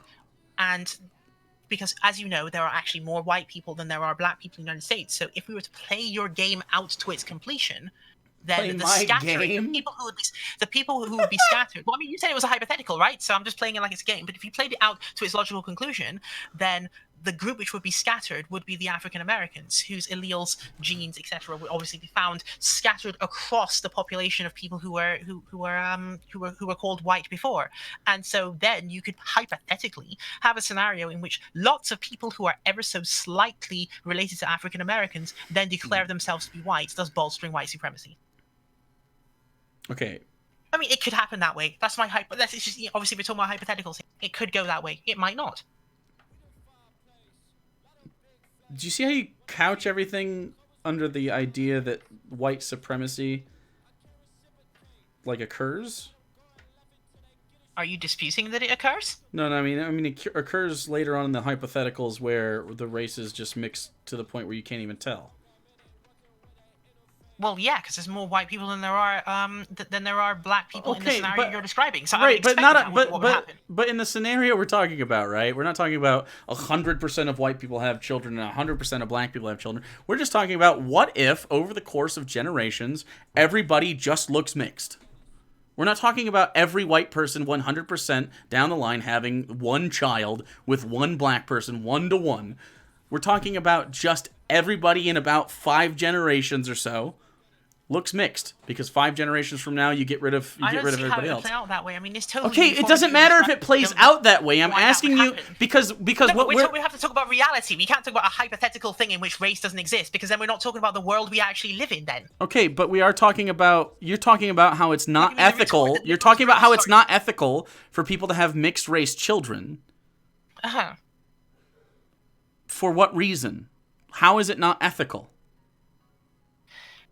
Your ethnostate is also hypothetical. Thank you. It means we have to go back. It means we have to go back to the question of how are you going to enact social justice for groups of people who you claim will be eliminated in the scenario you described? You don't. If they're not eliminated. Oh my God! If you take so in this scenario, what you're saying is black people need social justice, and I would tend to agree with you. Black people need social justice because they are a minority group, and you're saying white people are the oppressors of this group, right? Okay. Yes. Okay. If they intermix, you have now gotten rid of oppressors and gotten rid of the people that are being oppressed because they are the same now. How is that bad? Except not because Except of the fact yes. that the numbers that when you play by the numbers game, It doesn't have to be numbers. All you have to do is not fuck white people. You have to talk about it in reality. In the reality, that's how that would actually work out. The people you describe as the oppressor, white colonialists in this case, would not actually have vanished. Yes, we're talking a situation in which white colonialists would disappear. Yes, we're talking about that situation. But that would not happen in the scenario you've described. So, like, why should I? Why wouldn't Why wouldn't that happen? Why wouldn't that happen? What do you mean? Why wouldn't that happen? We just talked about that because there's more of them than there are the people that you're quote unquote eliminating. So obviously, not necessarily. Not necessarily. Not necessarily. Look at the statistics right now. How many white people in U.S. like per capita? So 72% of the population. Okay, if every white person in the United States fucks and procreates with a person of color, okay, then that number starts to go down because they're not going to be white after that. So then slowly over time, white people die because age is a thing that happens. And then those white people that are left over from the last batch, right, those people have sex with maybe the mixed people or maybe just the straight up black or Asian or Mexican people. Eventually you do have a situation where white is not really white anymore, and because everyone comes from a shared heritage, where down the line somewhere they might even know someone within some generational gaps that experienced oppression under white supremacy, and it would take care of itself. It obviously seems to be more beneficial. It obviously seems more beneficial for people to have empathy, not sympathy, empathy towards the struggles of people than it does. So, I mean, like, if they have actual empathy, if they know people that were oppressed under these things, and they start to all look similar, it's hard to be tribal when you are the part of the group that's being fucking oppressed. Do you not think this is the biggest cop-out in the history of the world? That basically massive crimes have occurred, and the solution to the problem is to fuck your way out of it? Wait, hold on. Okay, so wait, do you think that white people need to, like, face trial for crimes or something? We were talking about reparations earlier. You said that reparations can be avoided. No, I'm not even saying through no. You could still do reparations, and this still could happen. You could do both. Why couldn't you do both? Because right now we obviously don't have. I asked you the question: How are you gonna do for people who you cannot identify? Right, because that would be when you say who you cannot. You're engineering non-identification of those people. When you say who, you don't have to pay reparations. When you say who you cannot identify, that implies that. We're talking 10 times that we're talking about gift to debate her. You're something Thanks, else, Donovan. Jake. We're talking about the hypothetical in which you can't actually tell what someone's race is because we're so intermixed. So, I mean, like, if your lineage, if you look back in your heritage and you have a history where maybe some of your ancestors come from chattel slavery, I'm absolutely fine with you having access to the reparations stuff that we're talking about. I don't see a problem with that. It has nothing to do with how you look. Okay, so take for instance the guy I played at the beginning of this. How ends up being related to someone who is Take for instance the guy I played at the beginning of this. The guy I played at the beginning of this, right before you came on. Okay, Logic. I played the rapper Logic because I thought it was hilarious that you didn't want mixed race people, okay? So Logic is white passing as fuck, and he talks about all the time about how people don't let him take on his blackness and the fact he's 50% black. He just passes white a lot, right? Okay? He would still get reparations even though under your inspection he looks white to you, and he gets a lot of benefits of white privilege, of course, because he is white passing. But he would still get access to reparations under this scenario, and so that's okay. We're talking about both. What I'm saying is you're wrong. You're wrong as fuck, and it's racist for you to say it's unethical to have mixed race babies because they look different. It's fucked up. It's wrong, and you're not good. This is regressive as fuck. That is conservative. Is the definition of being conservative is conserve any facet of what used to be instead of moving forward. What, really? So conserving the white power structure, for example, you don't conserving white power structure would be conservative, yes, which is why I vote against white power people. Yes, I don't vote for people very good. So preserving that would be conservative. Preserving anything like saying like, oh, it's unethical for black people to have babies with white people, like, that's fucked up. That's conservative as fuck. I feel that like sounds like Aryan. It sounds like the Aryan race arguments going on right that now. they were making in This Germany. It lady doesn't Craig. make any sense. Where you say you need racial purity, Well, I mean, you need racial purity, or they're going to erase us. Are you Well, serious? we're at the point where everything is being compared to Nazi Germany now, anyway. So I mean, what could you even do? Okay, about but that? that's the most. That's the You're richest example. That's the. You're amazing. Because that's the richest example of someone saying we need racial and ethnic purity, and that's exactly what you're advocating for. So, do you believe that it's inherently wrong to seek to preserve your community in the way that it is? I think it's inherently wrong to say that it's unethical to intermix. Yes.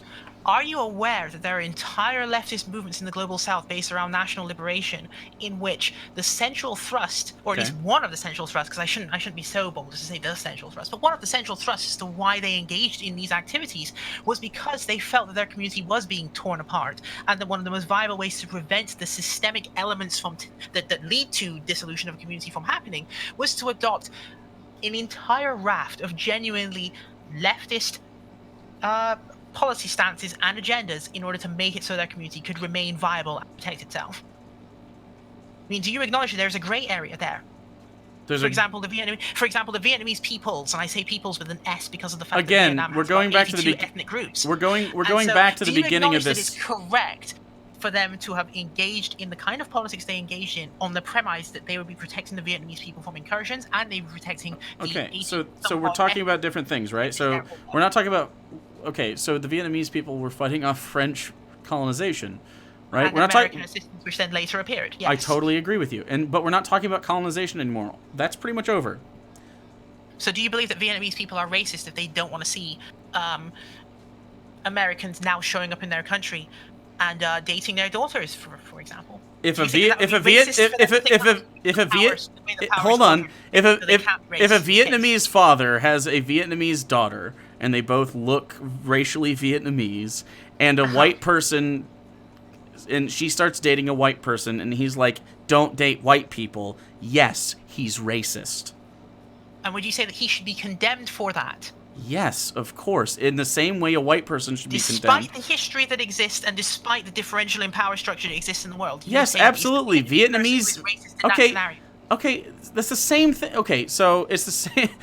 Do you blame individual soldiers that got drafted into the Vietnam War that killed Vietnamese people? Do you blame them? Black, white, or otherwise, because there was it's a gray area, but yes, generally speaking, you do blame them. You do blame them for doing the job that they would go to prison for if they had avoided it. They would have gone to prison. Yeah, I mean, people have to be held accountable for things they've actually done. Like, what can you say? All right, so then I blame Japan for the things that they did. And so we're on equal footing. Okay. That's fine. And yes. Vietnamese people killed the fuck out of white, black, and Mexican people in the Vietnam War. So they're all on equal footing, even though one was being invaded. Are you serious right now? Sure. Look at the systemic. If that's the way you're going to frame it, then yeah, fuck it. Look at the systemic elements that were in play. This is why I asked you just now. Of course there are systemic elements, and I totally agree with you. It was an unethical war, but if you're going to say, well, white people killed some Vietnamese people, then I mean, like, you're eliminating the whole thing. I'm talking on a collective systemic level here. What is your definition of racism? Your definition of racism is making character judgments based on the physical appearance of someone, a la their racial So that's the liberal definition of racism. Then you don't plus power plus prejudice. Then you don't actually believe that to be. Do you think a white person that is in Vietnam dating a Vietnamese person has more power than Vietnamese people in Vietnam? Yes. Really? You're wrong. Have you seen the economic differences between these groups? On average, you're pretty much going to roll the dice and it's going to come out that. I mean, let's be serious here. You can't possibly be having this argument. Wait, you genuinely think a single white person dating a Vietnamese person in Vietnam has more power than Vietnamese people in Vietnam? Let's say the average American makes $77,000 a month, right? And then the $77,000 a month American decides to go walking about. $77,000? I'm saying hypothetically, because it's probably not that actual figure. Why are we hypothetically talking about one of the richest people in my country? Why would it have to be one of the richest people in my country going over to Vietnam?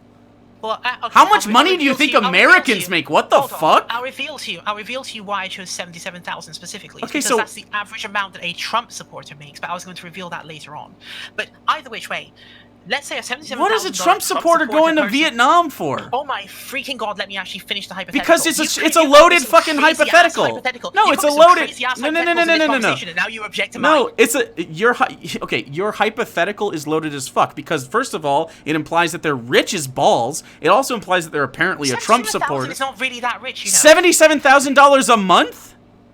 No, a year. You said a month, but even so, even though they're like middle class in the United States, that's not even the bulk of the people that live in the United States. Most people in the United States make around $35,000 a year. Okay. Like, what are you talking about? You literally will not to satisfy you because you literally will not let me choose who on average makes $77,000 a year. Fine, let's choose the average just American period then. 35,000 since you've offered that figure. Sure. Let's say that person then decides to go to Vietnam and go swanning around in Vietnamese rural villages. Who has more systemic power? The village girl who's in the fields, or him? Who has more systemic power? Who has more systemic power on a global level? I mean, this is on a global level. I mean, yeah, he's in Vietnam. It doesn't matter his global power levels.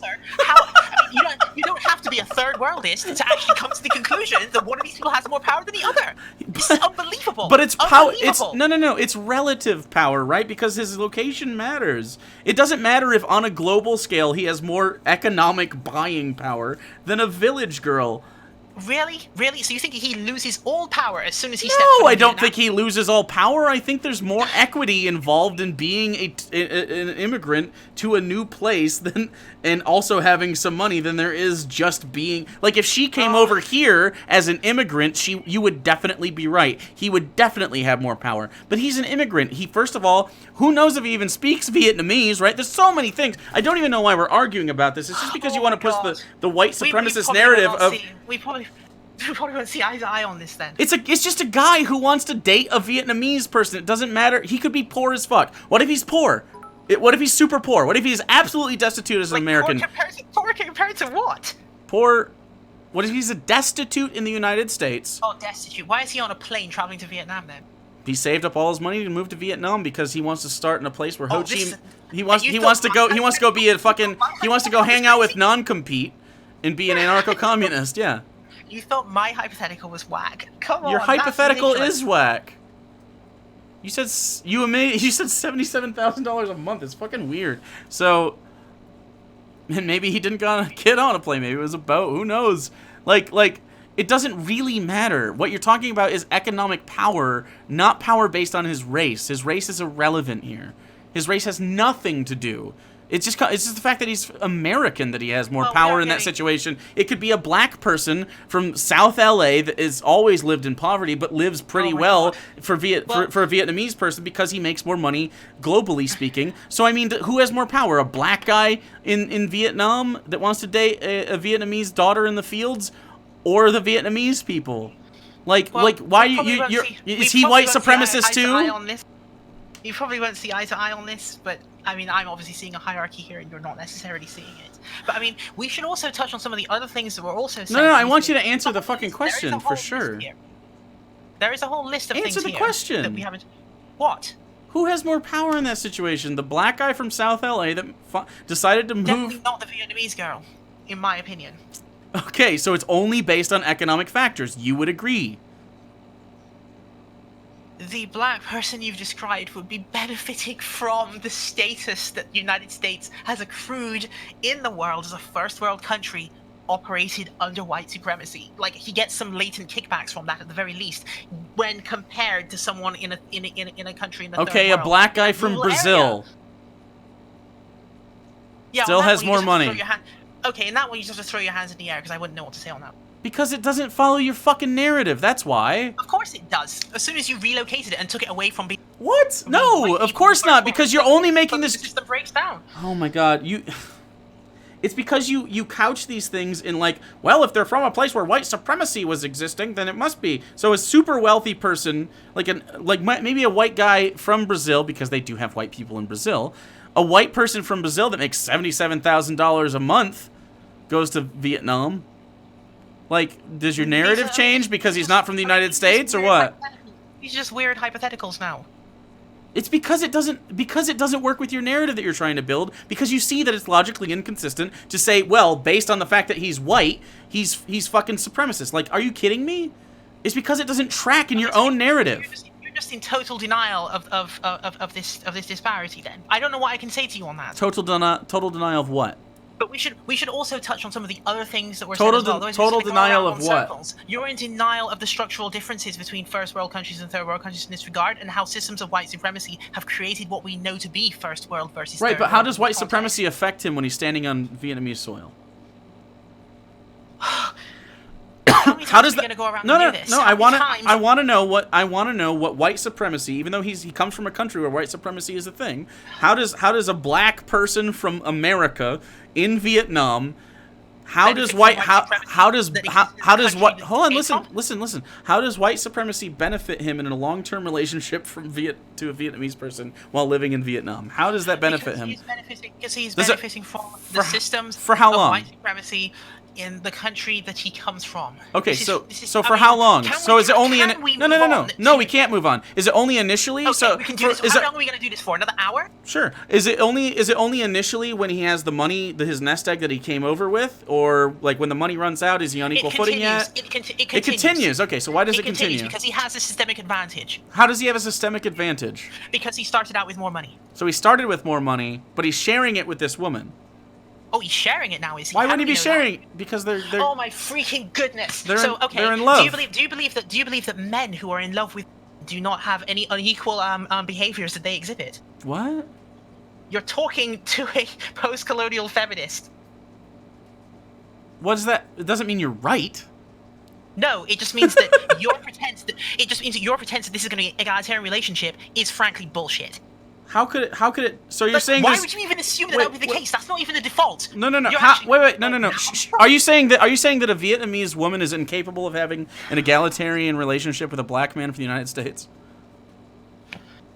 I'm saying that it's statistically unlikely that. So would occur. is it unethical? So is it unethical for women from the third world to date people from the first world? Is it unethical for women to date men? I'm saying that it'd be reasonable to ask the questions which I'm asking. It's not reasonable to ask if it's ethical to date a person. Is it ethical to date a white person in your opinion? This is ridiculous. No, is it ethical in your opinion to date a white person? A man. A white man. Is it ethical for you to date a white man? Ethical? Yes, ethical. It depends on the circumstances. Okay, what circumstances would it depend on, in your opinion? The ones we've been discussing for the past however long we've been in this conversation. Okay, so give me an example of an ethical way to date a white man and an unethical way to date a white man. We've already been over this. Can we just go to the other talking We points have not been over how yet? you personally feel it would be ethical to date a white man. I'm not answering personal questions. And if you're asking about me personally, I'm not answering that. Why not? That's weird. Oh, because I don't want to be quoted. I'm not answering it. You don't. Okay, how would someone that is? I'm not answering it. How would someone that is also of Vietnamese descent, or sorry, Japanese descent, how would someone that is also of Japanese descent in the UK, a woman, a biological woman, as you put it, how would a biological Japanese woman in the UK, what's an ethical way she can date a white man? I would say, again, just as I've said for the entirety of this conversation, that extreme caution should be taken, and it should be avoided where possible, because so you should avoid dating white men. You should avoid where possible, because you don't want to sort of disintegrate your community or create problems where there otherwise were not. So do you think that dating a white man could disintegrate your community? If everyone came to the conclusion that this was basically a thing you should do, as opposed to a thing that's just a choice that could hypothetically happen, then yeah, I suppose we would be on a bad footing if that were to become the case. So why would it be a bad footing? So obviously, I'd say that err on the side of caution. I don't see why this would be something that would be wrong to say, but yeah, obviously, err on the side of caution. Why should you jump 2 feet first into a scenario you don't understand?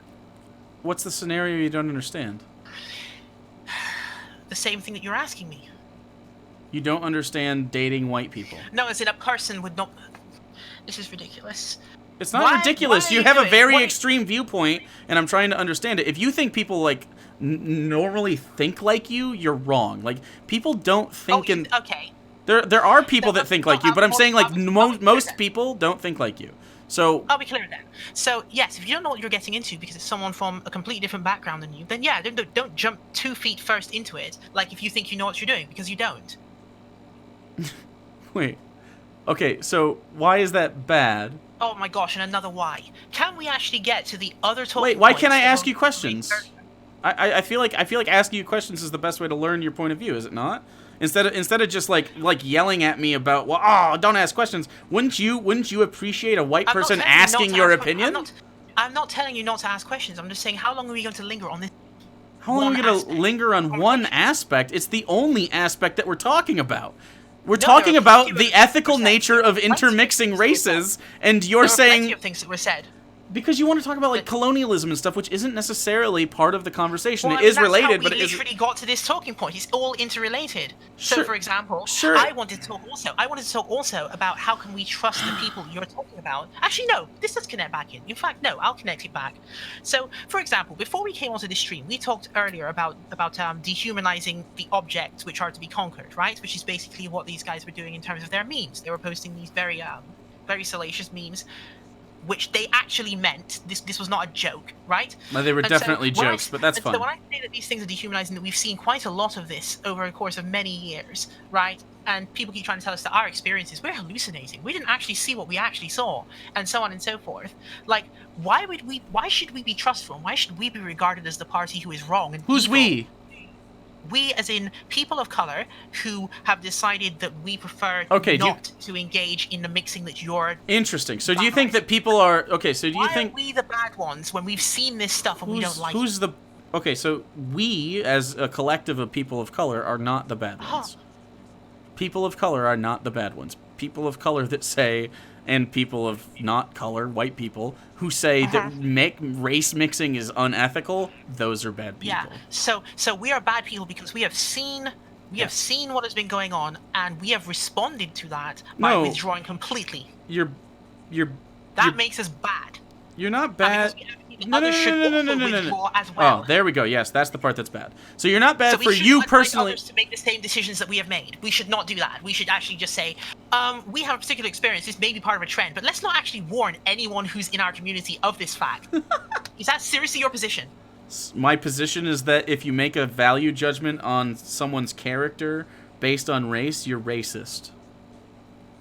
Okay, so in all of these conversations, which you probably have seen unfold on social media, for example, yes, I've brought social media into it now, but in all these conversations you've seen unfold on social media, in which it's basically, your typical sort of woman of color on Twitter saying, we have observed such and such, be aware of such and such, and it's race related. Would you say you're not saying all of the be people who aware. engage in these conversations and say and give advice at the end, which is basically, withdraw from them. All of the people who say this, you say that all these people are racist and should be condemned. Is that your position? So again, it's very loaded again the way you do it. So when you ask the question, are people who notice a thing bad guys? It's the same type of stuff I hear from Stefan Molyneux when he says, "I just noticed that black people commit the most crime." Not just noticing, but advocating a particular response to it, which in this case is to withdraw. Right, and then Stefan Molyneux will say, "Well, I think we should advocate, like treating these people a little bit differently. If they can't civilize with the rest of us, I don't really know what to do with them except for putting them in jail and like treating them a certain way until they can, really mingle the way they're supposed to, right?" Okay. Do you understand that you're saying the same thing, but it's just from a different angle? Do you think that simple withdrawal is as bad as putting you in jail? No, so what you're saying is withdrawal, but then advocating withdrawal. And withdrawal in this scenario isn't just don't let people oppress you. Withdrawal in this scenario is it's unethical to have a mixed race child. In other words, the avoidance of association. It's not avoidance of association. It's advocating. That's what that is. It's advocating. Okay, so if a white person says, "Do not associate with these people," if you say, "Do not associate with these," people, perfect. What's going on. I'll go with "do not associate with these people." That's great. So if a white person says, "Hey, son, don't associate with black folks down in that neighborhood, because black folks are inherently bad for us." You think Where's that guy's accent coming from? that's a southern accent? You think that guy's a fucking racist or what? Really? If you can't make the distinction that white guy's not... No, I would not. You don't think a guy that has a value judgment based only on the skin color of somebody is racist? The statement in and of itself, I mean, he might be a racist anyway, but the statement in and of itself is not the bad thing there. Holy shit. It's whatever else he's probably doing. Because I have my doubts as to whether he would really actually not associate. Because sometimes they'll tend to pick and choose what they mean by this. So be careful. Be careful? I don't need to be careful. Well, I mean, you don't need to be careful. Just the rest of us do. I don't need to be you definitely need to be careful, because holy shit, you are super racist. Like, I don't understand how you don't think you're racist. It's really weird. Like, it's sad, because, like, you could be doing a lot of good things, because a lot of the rest of your politics seem to be pretty okay.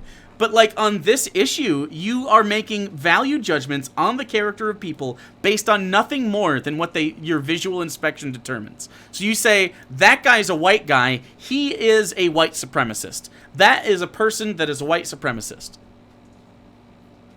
Like, and I benefit from white supremacism because of my skin. Even though that same person might advocate for the opposite of that. You might say, we want to get rid of white supremacists. We might actively fight white supremacists in the fucking streets during protests. We might say white supremacy needs to go. We might say that white genocide isn't a big deal. We might need to say that, like, your ethnicity based on your skin color, if you just think that your skin color is worth preserving, you're a fucking racist white piece of shit, then that's a good person, because they're making value judgments based on character, not on physical appearance. When you go to physical appearance, it makes you a shitbag. It makes you a bad person. However, the problem emerges when these same individuals that we're talking about, who may seem very, very nice at the time, then turn around to you and say, well, also, we need to disintegrate your community now as well, in fact, and you can't actually engage, or we're going to call you a bad person. Disintegrate their community. You keep saying this. You keep saying this. If you engage in the activities which are necessary for the upholding of that community, which is to say, to engage in at least a certain amount of policing of one's own children, for example, with regards to relationships that they engage in, and then suddenly it's like, oh, we've just realized that you're coming for us now.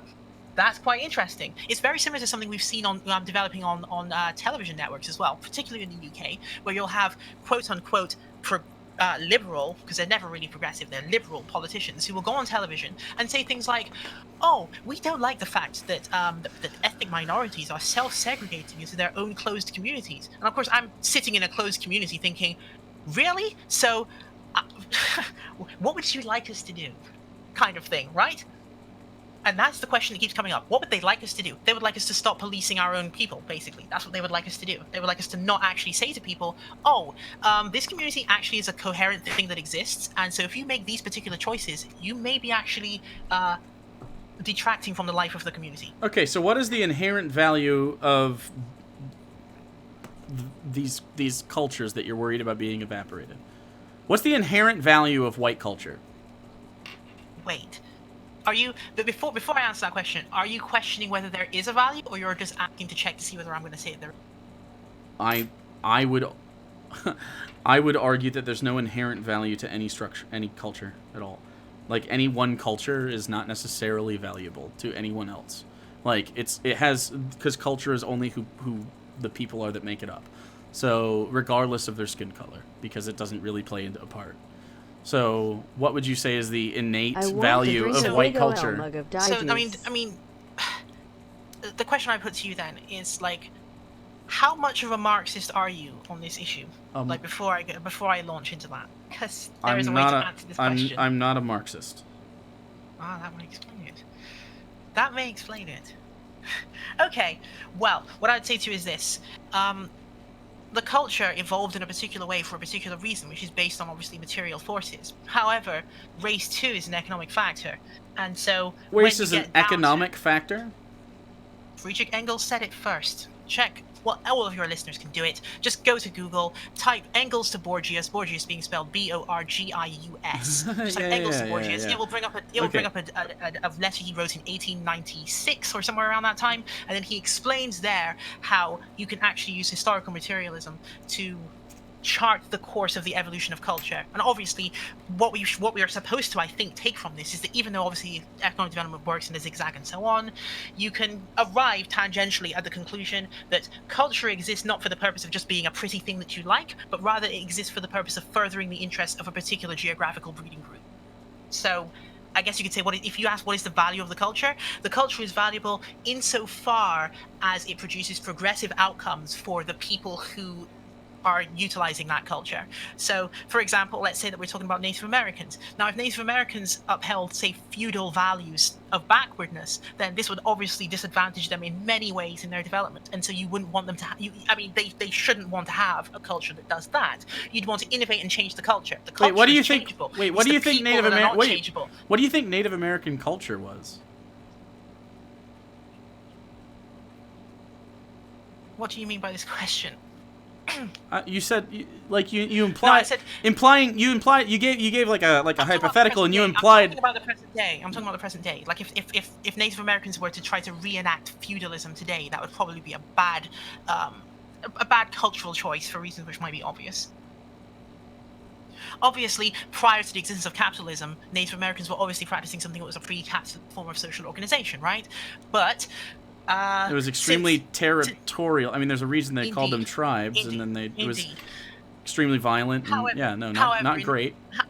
However, in capitalism, what do you have? Again, the culture is malleable, but you yourself continue to exist regardless of culture, right? So you can change the culture to adapt it in certain ways in order to overcome inefficient things and fetters on. Right. Okay. Yeah. Right? So you can change culture to overcome inefficient things. Do you think? I agree. Do you think racism is efficient or inefficient?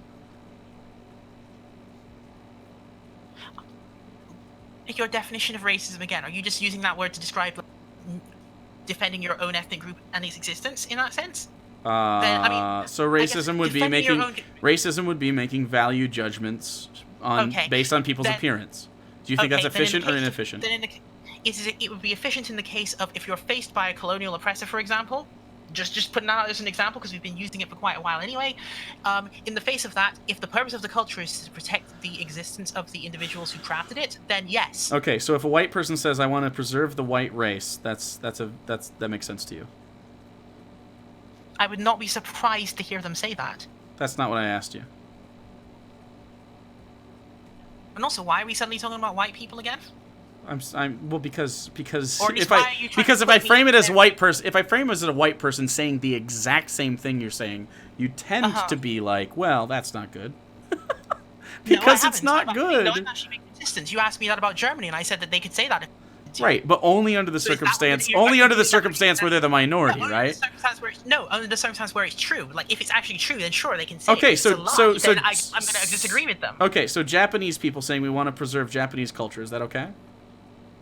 Sure. Okay, but they're the vast majority of Japan.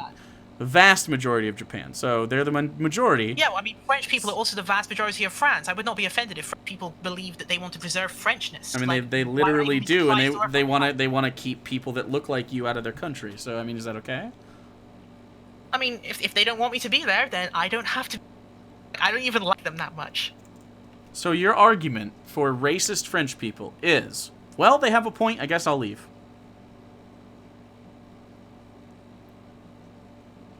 I mean, sure.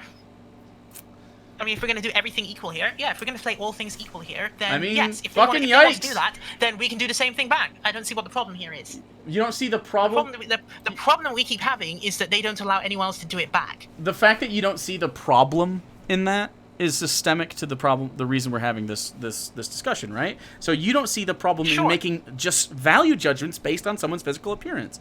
That's insane.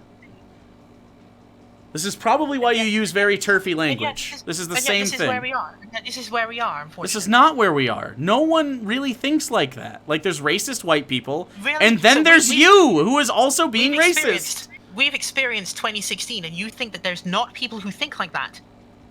Not people who think like what? No, I mean no one as a colloquial sense. Like they're the minority. I don't mean literally no one, because I'm literally talking to one right now. You said earlier that we were actually the majority because of the fact that I said, oh, so do you think that pretty much everyone in Asia is basically in this racist category you're describing? And you said yes. Right, but not the majority of people. And you're saying that I'm coming from that. And so no, it would be the majority then, wouldn't it? It'd be the majority of the planet.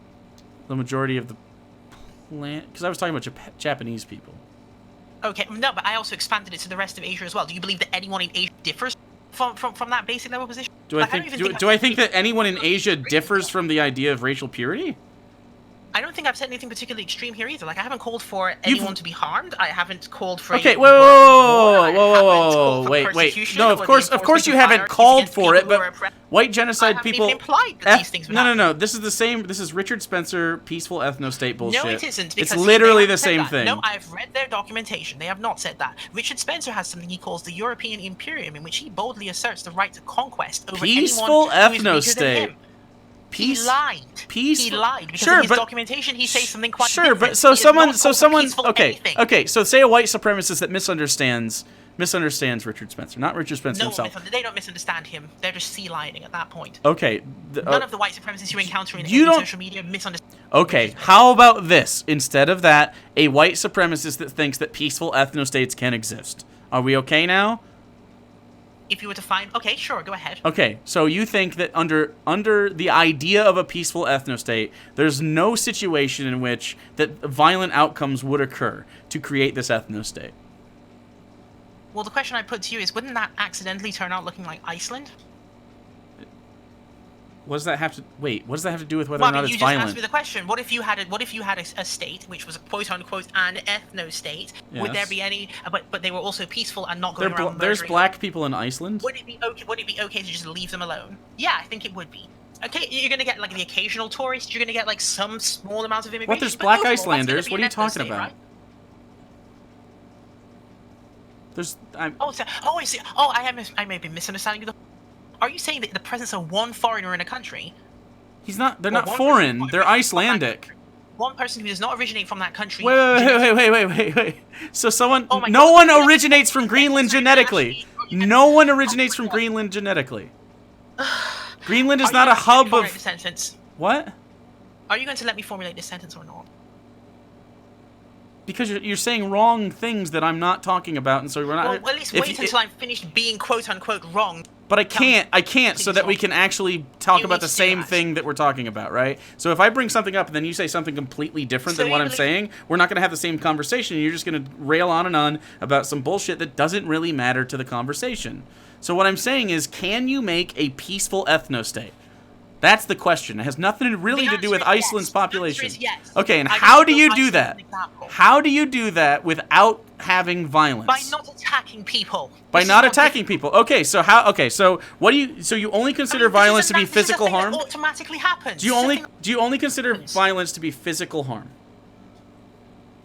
You can also have economic violence conducted against people as well. Okay, so do you think if all things remain equal, and I say I want a white ethnostate, I want all black people to leave, and I do nothing to make them leave, except say I want it, that's a peaceful ethnostate, right? But how do I get them out of the country? You haven't actually caused anything to occur, though. Okay, so you want an ethnostate. You want a Japanese ethnostate for Japan, and you want. I mean, you claimed at the beginning of this conversation that this already exists. No, it's the closest thing to an ethnostate we have in like the powerful countries. So in other words, you do have a different definition of what an ethnostate actually. This weird term ethnostate, which was never even used until the alt-right. Anyway, we didn't have a word for that. An ethnostate wasn't used till the alt-right. Wait. I mean, not colloquially. Like I only heard this term ethnostate. Oh, if you've only heard it, 2017. If you haven't heard of it, it wasn't used before 2017. I got it. Okay. No, I'm just saying that it's interesting where this term came from, because I hadn't heard it in any circles in that. So how do you get people out of your country that you think, okay, so you want all white people out of your ethnostate? You just set an immigration policy or visa policy that does but they're already here. They're already citizens. That does not encourage long-term settling of people. They're already citizens. Are already there. And the people who are already there, if there are a small number of them, you just live with that fact. You live with it. I mean, if your argument is, and this may not be the correct numbers because statistics are a weird thing when it comes to some of these countries, but if you were to claim that Japan is 98% Japanese, this may not be actually the correct figure, then, like, why should we be incredibly worried about 2% of people who are not?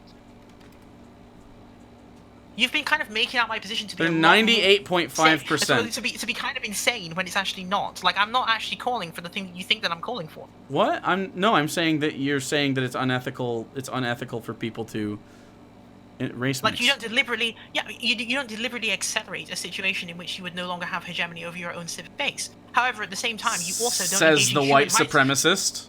However, you also don't engage in human rights violations against people who you have already made an agreement to legally accommodate in the place that you live, unless they're invading you, in which case then that's a different matter. So in the United States, for example, obviously the invader aspect is in play there, whereas in the case of a country like the United Kingdom or Japan or South Korea or so on, if we issue you a visa and you're in the country, then it would be entirely unreasonable for us to say to you, oh, we let you in here, but now we've just suddenly decided we're going to go back on the contract we made with you for how long you can be here and under what conditions. That would be ridiculous, and it would be a violation of international law. I don't support violating international law. I like to be in full conformance with what the UN says that we should or should not be doing. And I think that was kind of an element that was lost in this whole brouhaha of conversation. I don't think it's lost at all. It doesn't make you just because you accusing me of weird stuff. It's not what? No, you're advocating for weird stuff without anyone accusing you of anything. Well, I mean, you literally just accused me of trying. What? People who we've agreed can be in the country, which is obviously something that I would not do. Nor would I advocate for it. So, and I would actually do you think the people who would advocate for that? So because that's wait. Do you think the UN is a good thing? Are you claiming it isn't? No, I'm asking you. Do you think the UN is a good thing? Do you think? Yes, I do think the UN is generally a good thing, which promotes cooperation and peace in the world, and it allows people of different origins to come to an understanding on how not to kill each other needlessly. And so you do understand that it's a good thing because there is race mixing involved. Are you serious right now? Yeah, yes, you just said that. No, I didn't. So a mixing of cultures. You asked me whether the United Nations was a good institution. I said that it was. This is namely because I don't believe in violating international law. Okay, why? Do you find that the amalgam of people across the racial and cultural spectrum have come up with a reasonable set of rules that everyone can live by? Yeah, there are some baselines that we've come up with, such as, for example, the Genocide Convention, which reads as follows. Sure. Article 2. Any of the following acts committed with intent to why are destroy you reading in whole this? or in Of course, part. yeah. I'm reading it because I always intended to, but I just want to get it out there so people don't, think that this doesn't exist. It does. Any of the following acts committed with intent to destroy in whole or in part a national, ethnical, racial, or religious group, such as A. Killing members of the group. B. Causing serious bodily or mental harm to members of the group. C. Deliberately inflicting on the group conditions of life calculated to bring about its physical destruction in whole or in part. D. Imposing measures intended to prevent births within the group. E. Forcibly transferring children of the group to another group. Okay, so you'd find C, D, and E to follow your because you said you wanted me to change the title of race mixing is genocide, when really you've always been trying to get to this point where you think that race mixing is in fact a form of genocide. Correct? Would you say that Hold on, no. Answer my question. Fits C, where they want to deliberately inflict on a group conditions of life calculated to bring about its physical destruction. So you think a white person that falls in love with a black person is deliberately... I'm not talking about the individual, I'm talking about the... Okay, so do you think every white person... Individuals are meaningless here. So do you think every white person in the United States that loves a black person and creates offspring with them is deliberately trying to stop the propagation of the opposite race? I don't believe that every... Do you think that there's even a significant number of people that are trying... Wait, hold on, no. Do you think that there's even... Do you think there's a significant number of people that are white or black that intermingle, that have offspring together? Do you think there's a significant number of those people that deliberately want to erase the physical features and race of their partner? Do you think that that's deliberate? It's difficult to know for sure, but I'm going in a different direction here. It's not difficult! I'm saying... Who does that? Nobody does it! I'm saying that the system that has been constructed is calculated to bring that about. The system. Whether each individual participant is aware of the motive behind the creation of the so-called melting pot is unknown. Okay, but all right. we do have some evidence of the fact that people who devised the melting pot intended that to happen because they wrote it down. All right, so let's go back. So do you think modern day white supremacists... Is anyone processing that, by the way? The fact... I just want to repeat that. I hate to repeat myself, but we have evidence of the fact that the melting pot was intended to bring that scenario about because they wrote it down. like French people trying to intermingle with indigenous people, like we talked for before. I'm talking about, for Antoine example, de la Mocadillac. have you heard the phrase "save the Indian, kill the man"? That quotation was devised by a man named, if I recall, Henry Pratt, who apparently invented the word racism. He defined racism as being when ethnic minority groups attempt to prevent themselves from being assimilated into white culture. Did you know that was the original definition of the word racism before it was changed? Do you think it matters what the original definition of racism the is? history of the United States is intertangled in it, because when Henry Pratt sure, made that but definition, when I say, he did that. but do no, you let think? me finish the story. No, this is important. When Henry Pratt made that decision to define it that way, he did that from a position of power because he was forcibly removing children from Native American groups and educating them to disavow their own heritage and to intermarry with people who were not Native American. He did that, and then anyone who disagreed with him, he called them racist. That's what happened. And so I don't think that I'm being unreasonable here to point out the fact that this is a history that needs to be known. So do you think that when someone talks about racism today, they think that they're No, discussing? I'm not saying that. I'm just okay, saying that so do you think that it's useful to know that some people are using the definition of the word racism? Do you think it's entirely unnecessary to talk about? It is very necessary because, no, again, that guy can be a shitbag and it means nothing. This description of what he did, again, fits Article 2C of the definition of genocide. Deliberately inflicting on the group conditions of life, calculated to bring about its physical destruction in whole or in part. Okay, that's are you done talking? Almost. That's the precursor to the melting pot. That's the precursor to the melting pot that exists in the United States today. Okay, you good? Yes, go on. Okay, do you think modern day white supremacy would like people to race mix? In some scenarios, yes, because of the fact that there's more of them. Give me an example. There is more. What do you mean? Okay. Do you think the KKK, like the largest white supremacist group in the United States, the Ku Klux Klan? Oh, but they're unsubtle. They're unsubtle. What you need to do, and I can actually prove this using the internet, ironically. So what I want you guys to do is that ironic? Go to Google, because usually you wouldn't expect people to just write the stuff down, but just basically go to Google and Google the phrase bleaching, and then get back to me. There are people who are non-ironically writing that they believe that it would be logical to engage in a, quote, raising up by continually going through this process. Okay. Also, we saw it happen in another country. It actually happened in Brazil, didn't it? Okay, you've seen the diagrams that I'm talking about, right? In which Brazilians actually drew up these stupid pictures in which they basically continually engaged in what they called a process of whitening. Okay, so do you think fucking a brown person makes a white child? The Brazilian argument on this is that if you do it for long enough, eventually you get 6 or 7 generations. Do you know what really happens? Almost totally white visually. And Okay. So from an anthropological and sociological perspective, do you know what actually happens? Fields I've studied. I'm sure you're about to try to tell me. Go on. Of course I'm going to try to tell you. Why wouldn't I? But do you know what happens? Do you have any assumption of what actually happens? No, just go on and tell me. You disagree with what I'm saying. Of course I disagree, because what happens is they form one culture together.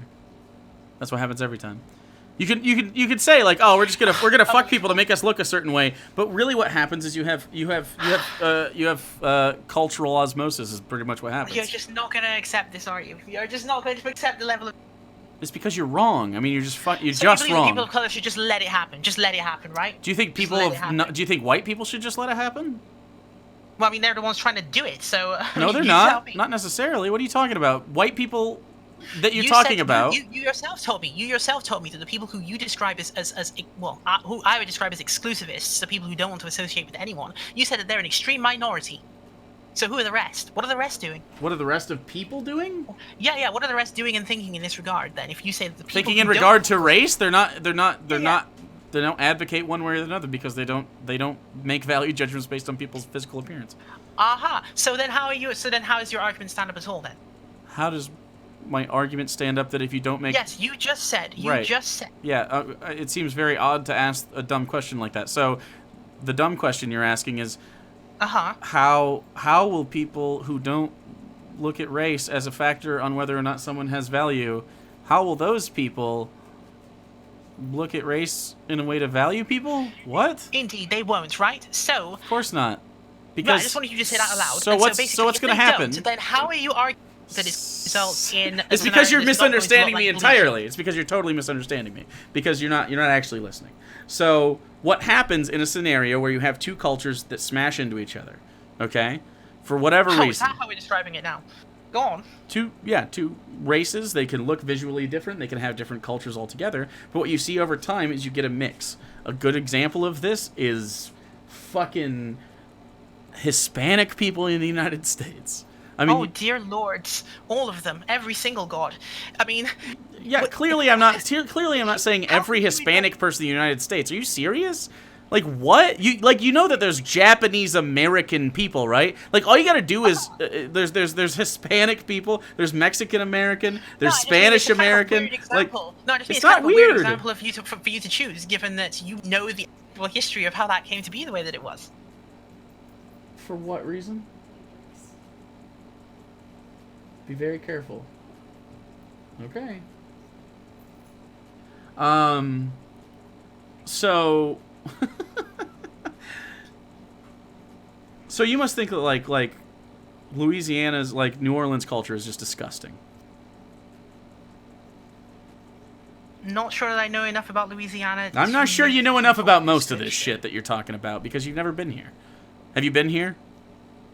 Like, what do you want me to say in terms of Louisiana? Okay, so specifically, there's things like Creole and there's Cajun.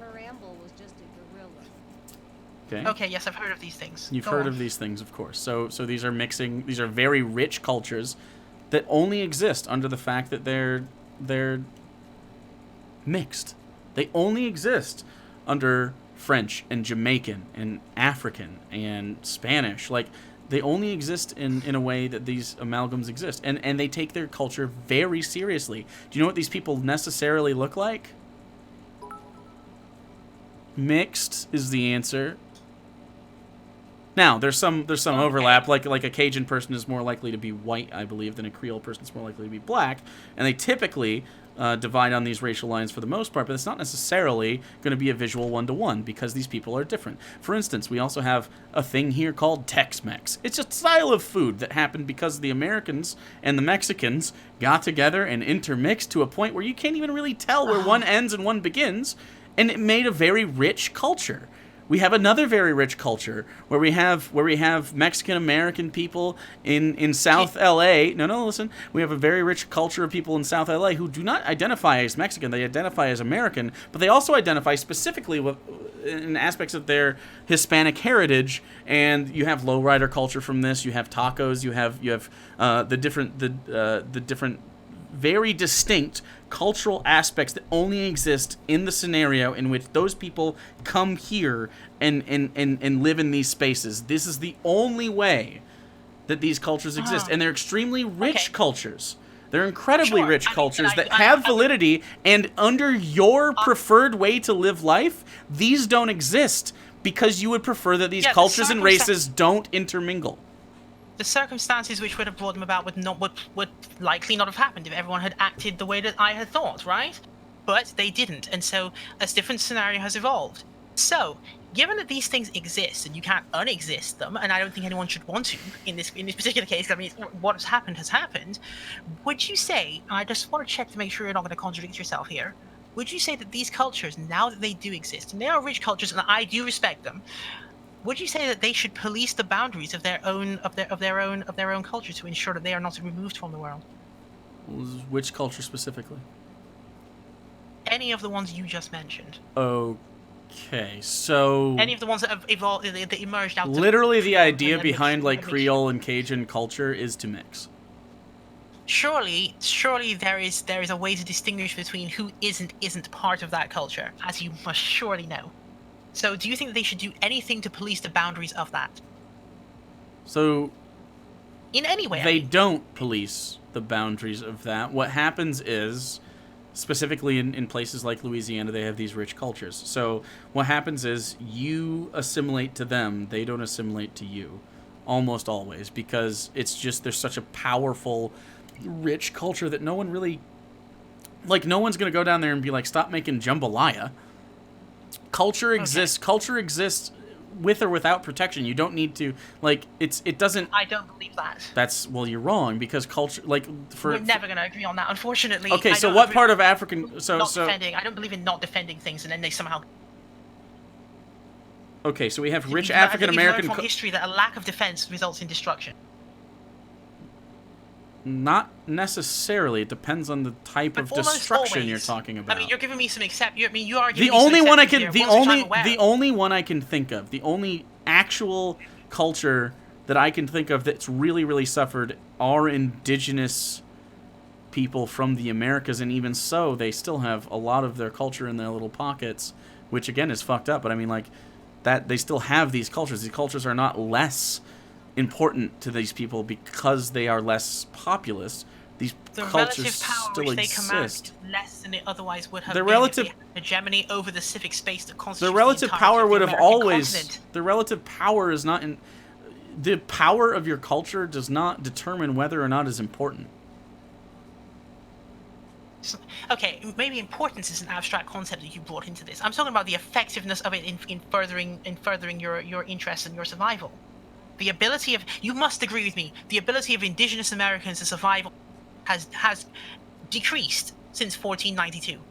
Do you agree? Their ability to survive in what manner? Yes, their ability to survive as a coherent group, which acknowledges As a its own coherent group. Well, and they were never. and can perpetuate itself. Okay. As a non-American, Or as a it's kind of irritating that you imply a no, homogeneity to indigenous people is I'm really not doing fucked the up. homogeneity.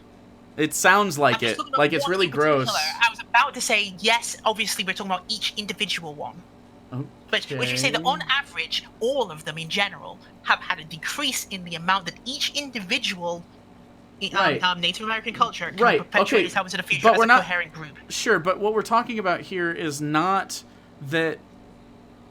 Like, it wasn't mixing that led to the fact that these cultures have been less popularized in the recent past. It's due to the fact that they were systemically eradicated, which obviously we're against. We're not, but what you're saying is just the fact of mating is enough to eradicate a culture, which is actually super racist. So you're advocating for the most extreme possible version, which is saying. I don't really. Which is. If you think I'm the most extreme thing you've heard in a long time, I don't even know who you with. I mean, you're as extreme as any right wing racist. Like, I mean.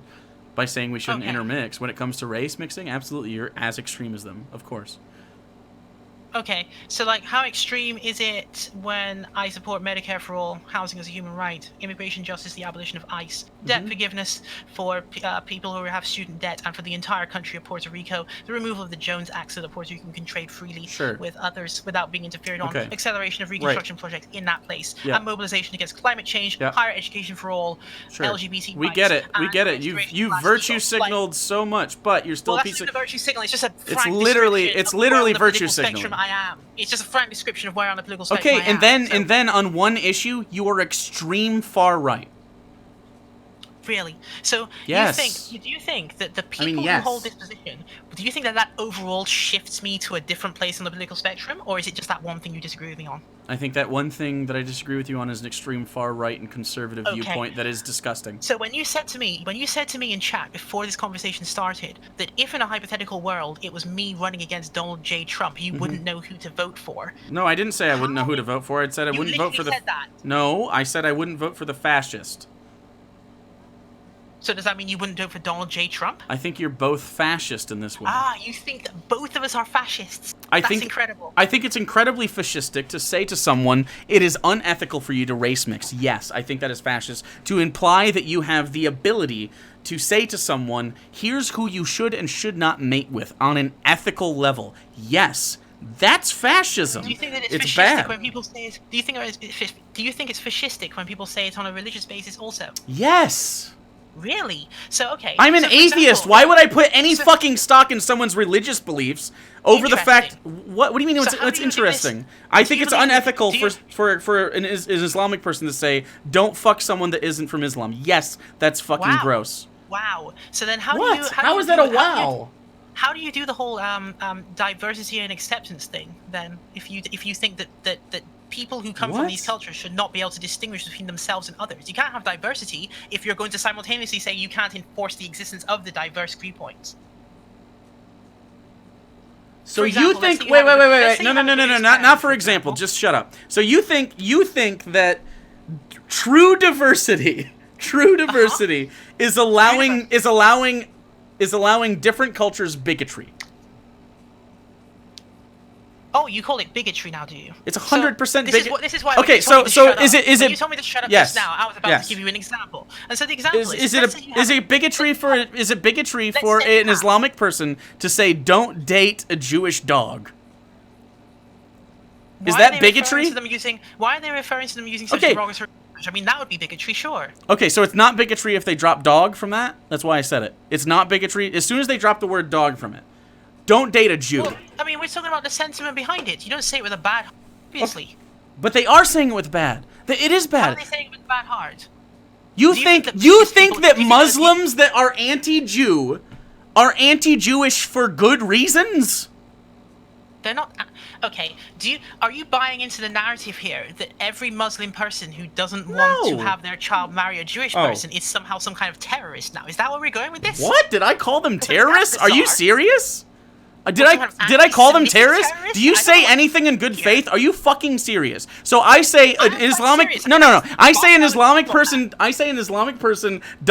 Says that they don't want their children to date a Jew, and you say that makes me think they're a terrorist? You're fucking dumb. No, I'm just saying that you're doing something here which is quite discriminatory in a way that's actually it's discriminatory to be anti-bigotry. I mean, you are literally implying that their motive for not. You are so racist. Is because they have some kind of weird negative feelings toward Jewish people. I mean, I can't. It's like Ilhan Omar, for example. What do you expect them to do? Do you expect them to date someone who's not from their religion? I don't understand this. No. Again, this is different. If you choose to date someone within your religion, that's fine. If you say that no Islamic person should date a Jew, you're a fucking bigot. You know their book actually says that, right? What book actually says that? Since he decided to make it about Islam, I was going to actually make. I can make it about Christianity too. A Christian that says don't date an Islamic person, bigot. A Jew that says don't date an Islamic person, bigot. Yes, all of that is bigotry. Yes, correct. Like in the Bible, I can't remember the particular verse, but in the Bible they actually do have a verse that says that you should not join with people who share the same faith. Yeah, I do a Bible study as my career. I understand. Right. I mean, you've read it then. So, I mean... So it's bigotry. I'm not standing for Christianity. Again... That's probably the least offensive thing that Christians... I mean, Christians believe many offensive things, but I think that's probably the least offensive thing they believe. So it's the least offensive thing. So if it's the least offensive thing on a list of offenses, it's something that we shouldn't deal with? There's nothing to deal with. It's nothing to deal with. They're saying that people are lesser because of their belief system. You are a bigot. You are disgusting on every level that I can imagine. That is disgusting. That is so fucking gross, dude. I just respect their right to difference. Their right to difference? Their right to make a judgment call based on someone's religion, based on someone's ethnic background, based on someone's race. That is fucking bigotry. If they don't want to date someone because they don't believe the same religion as them, is that evil? So do you think you have a right to racism? What? I'm just saying that's the right to association. Do you have the right to call, like, does someone of color have the right to say, like, I don't think anyone should intermingle with white people, or specifically I don't think anyone should intermingle with black people? How about that? Do you have the right to that?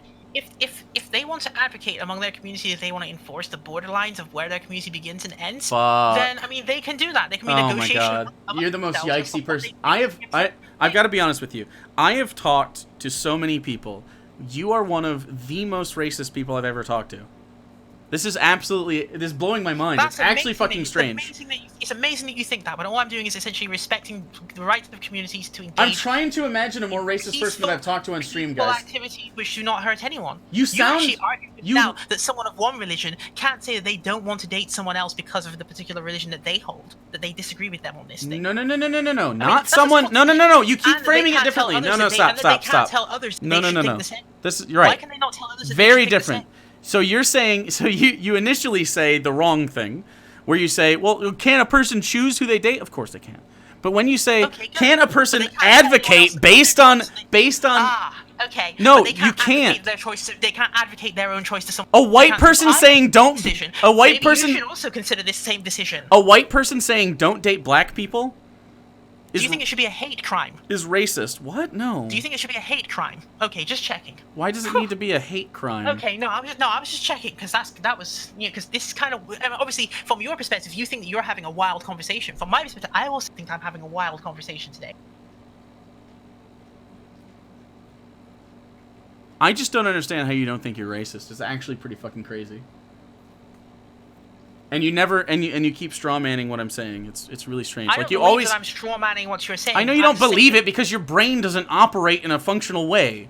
It doesn't. No, my brain operates completely in a functional way. It's yours that seems to have the problem It here. doesn't seem to. Every time I talk, right? Every time I say something, you say, every time I say "Yeah, something, but what if it was entirely different from the thing you said, Jake?" No, this is what you've been totally doing the whole time, which is basically I explain my position, and then you say, "Well, what if some completely impossible scenario were to unfold?" It's not impossible. It's not impossible for an Islamic person to say, "Don't date a Jew." And you said that was okay. That's not bigotry.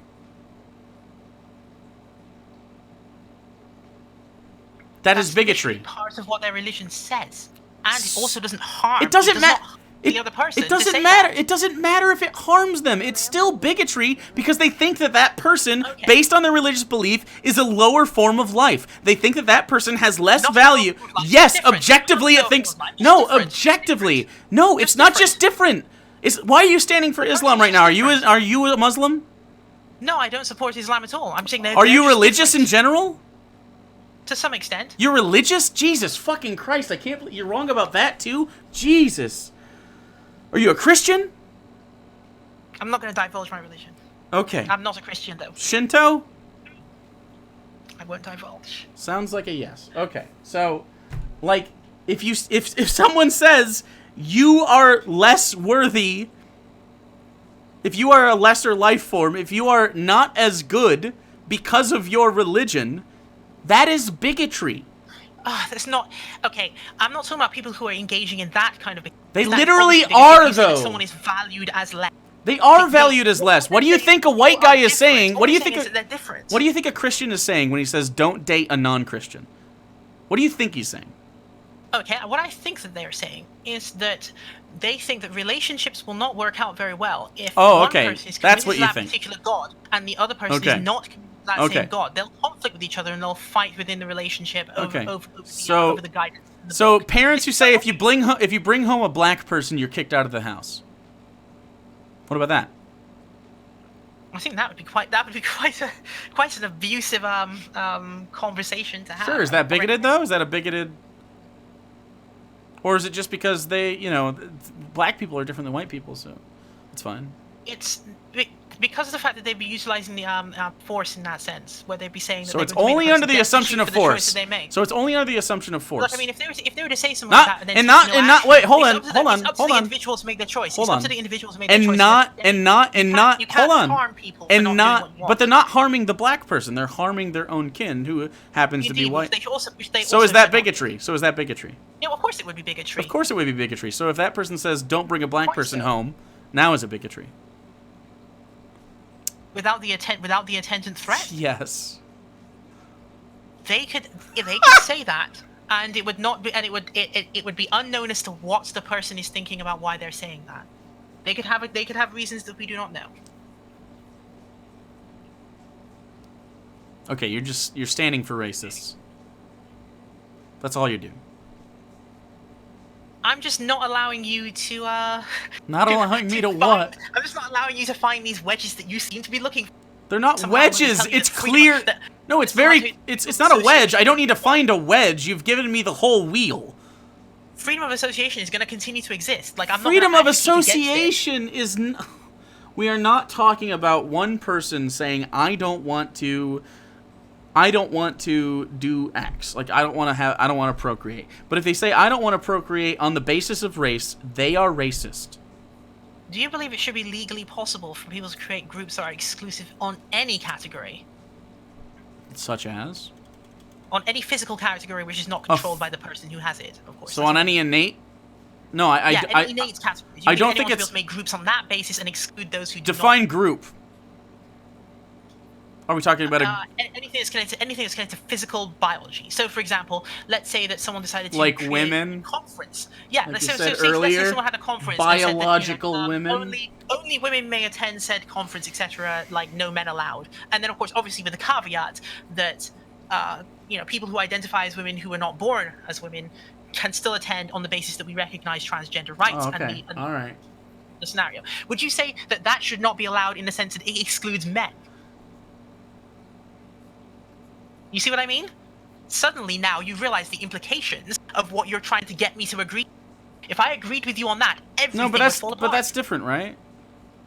How is it different? Because we've heard the same sea-lining argument coming from people on the far right before, where they're like, oh, why didn't you allow men into women's conferences? Well, there's a reason we don't do that. Well, no, but it's clearly different. That has a totally different context to it, right? So if you're having a women's conference to talk about women things and you have women involved in there, then you want women voices, and that's okay. I think it's a little fucked up to say that, like, you can't have any other kind of person in there. Like, what if someone is gender fluid? Are they allowed? You know what I mean? So, like, I do think that putting any sort of barrier on these groups is inherently going to make someone be othered because of the way that happens. But how can you have categories without othering someone? I mean, someone has to be other at some point in some way, somehow. It's a matter of, is it okay for them to be othered in that way? So I'm pretty anti-category unless we're talking in a colloquial identification sense where we can just talk about it. I don't like stratification of these people in different ways because it leads to systemic issues that you apparently are for.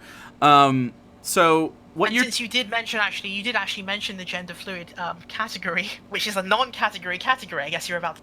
So wait. Like, please tell me that you think that gender fluid people are valid. Well, sure, but I mean, I just don't understand how it works. I just also don't understand how it works. So I would not discriminate against such people. If they believe, for whatever reason, that they belong as a women's conference, I would not bar them at the door because obviously we don't understand. Okay, but what if I identify as female but I'm male presenting and I come to your women's conference? Are you kicking me out? Well, again, this is one of the things where it's the power of groups, right? So I might raise my eyebrow at you slightly and wonder if you're trolling me, but I wouldn't know how to ask you whether you're trolling me or not. Jesus Christ, you are so turfy. However, my initial knee-jerk reaction would probably be mitigated by the other feminists around me who would say, you know what? You're doing something bad here. Maybe you should put yourself in check for a little bit. So what I do is I put myself in check and let you walk through. You can probably tell that I'm only recently arriving to the understanding of these additional issues. I don't think you understand it at all. It's really yikesy. Because I mean, obviously, these things are brand new, right? So, but I'm not deliberately trying to be a bad person. So, like, if I don't get it, I'm not gonna err on the side of being being annoying to people. I would rather err on the side of letting people do things than not letting them do things in that case. Because if I don't get it, then the problem may probably be me and not them. So unless it's two people that look visually distinct from one another on a melanin level trying to procreate, then that's when you get to turn on your well, I don't know about that. That's when you get to do it. It sounds pretty fucked up. How many times have you like accused me of being a turf in this conversation, even though I'm saying you're flirting with turfiness. Like you're very close to it. You literally. No, I'm just being honest. No, I'm just being honest about the fact that I am a latecomer to understanding these issues, and so obviously my instinct would be usually the wrong one, which is why I then check myself to prevent myself from saying. So what I'm trying to describe to you, the reason I brought it up. In ways that they should not be discriminated against. The reason I brought it up is because you can check yourself on this, but not the race issue. Because you ought to be checking yourself on the race issue. Because on the racial issue, I know exactly why I'm doing what I do. You're wrong. Whereas on the issue of when you're talking about the gendered politics of things, on that particular issue, then I can say, well, I'm literally checking you right now. I don't. I can say, literally, I don't know why people are doing the things that they're doing, so I shouldn't be the one to make that decision. Or advocate for certain things. So, for instance, and I should not advocate against. And that's why I avoid advocating against or about certain topics related to the gender dynamic as well, because of the fact that there is a possibility that I may end up doing some damage. There's not really a tangible difference between you doing your normal advocation of being anti-race mixing and saying that someone shouldn't have sex with a gender fluid person.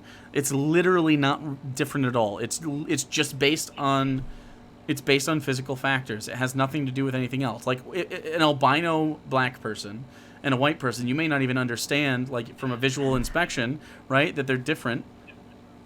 Like, it all comes down to just physical features and you jumping the gun and making a quality check on somebody. And I'm here sitting saying, no, check yourself. You have the wrong opinion here, and here's why. Yes, white supremacy exists. Yes, colonialization existed. And you're fucking wrong. I think that perhaps liberals, particularly liberals of the centrist variety. I'm not a centrist liberal. You are one of them, but I'm saying that this is the argument which we have seen come from them many times before, and I'm simply saying that this is going to create. I mean, not even on a. Let's say you disagree with me, but even on a sort of community collaborative level, there are a lot of people walking around out there who probably haven't been in the same arguments that I've been in, but would be very surprised to hear, or at least dismayed to hear, that people are saying that they shouldn't actually police the boundaries of what their community is. In other words, it's possible that we have a progressive coalition here in which all elements of the coalition don't actually understand fully what each other stand for, and that the more that people understand what each other stand for in this, we end up with some problems. Because I'm sure I'm not an outlier within the community that Okay, then your community is a problem. I would say that most people who originate from Asia and who are presently living in Western countries as part of diaspora communities would give similar answers, perhaps with less stern conviction than I have, because obviously they probably haven't been through the ringer as many times on it. But they would give broadly similar responses to the ones that I've given today. Are you making the argument that a lot of Asian people advocate for the same thing, therefore it's correct? No, I'm not saying therefore it's correct, but I'm saying that have you considered, because I'm moving to a slightly different argument, which is, have you considered that if you have a progressive coalition that's supposed to when are the people in your element of this coalition going to sort of break it to the rest of us that there is a serious disagreement on this particular issue that no one has actually talked about, or that has been talked about, but what only are you talking about? Small context like this? My part of the coalition? Yeah, assuming that there is a coalition called a progressive coalition here, we agree on a broad raft of things, but disagree on some small things. Right? It's because people like you are in the fringe. Like, there's not a lot of people that are calling for not race mixing because it's super conservative and wrong. But there aren't left-leaning among ethnic minority communities. There are a large number who do, in fact. Okay, and left parties and so on who believe these things that you don't like. A minority of the minority, has the same opinion as you. Well, I think most of the minority. You think most minorities? Yeah, I think most ethnic minority people, if you were to really ask them the question and they weren't put under a spotlight, for example, and had the same level of bravery as me, would probably say broadly similar things to what I've said here today, except I disagree. Okay, then we're on disagreement of what the scenario looks like as well. So let me just take it as a hypothetical then, if you don't agree with me. If there are a lot of people among ethnic minority communities who think as I do, when are you guys planning to break it to us that you disagree with us? Okay, so I'm breaking it to you right now. So here's the scenario. Me, but I mean, it's a broader thing. So you're saying break it to like all communities of color that you don't stand for this ever. When?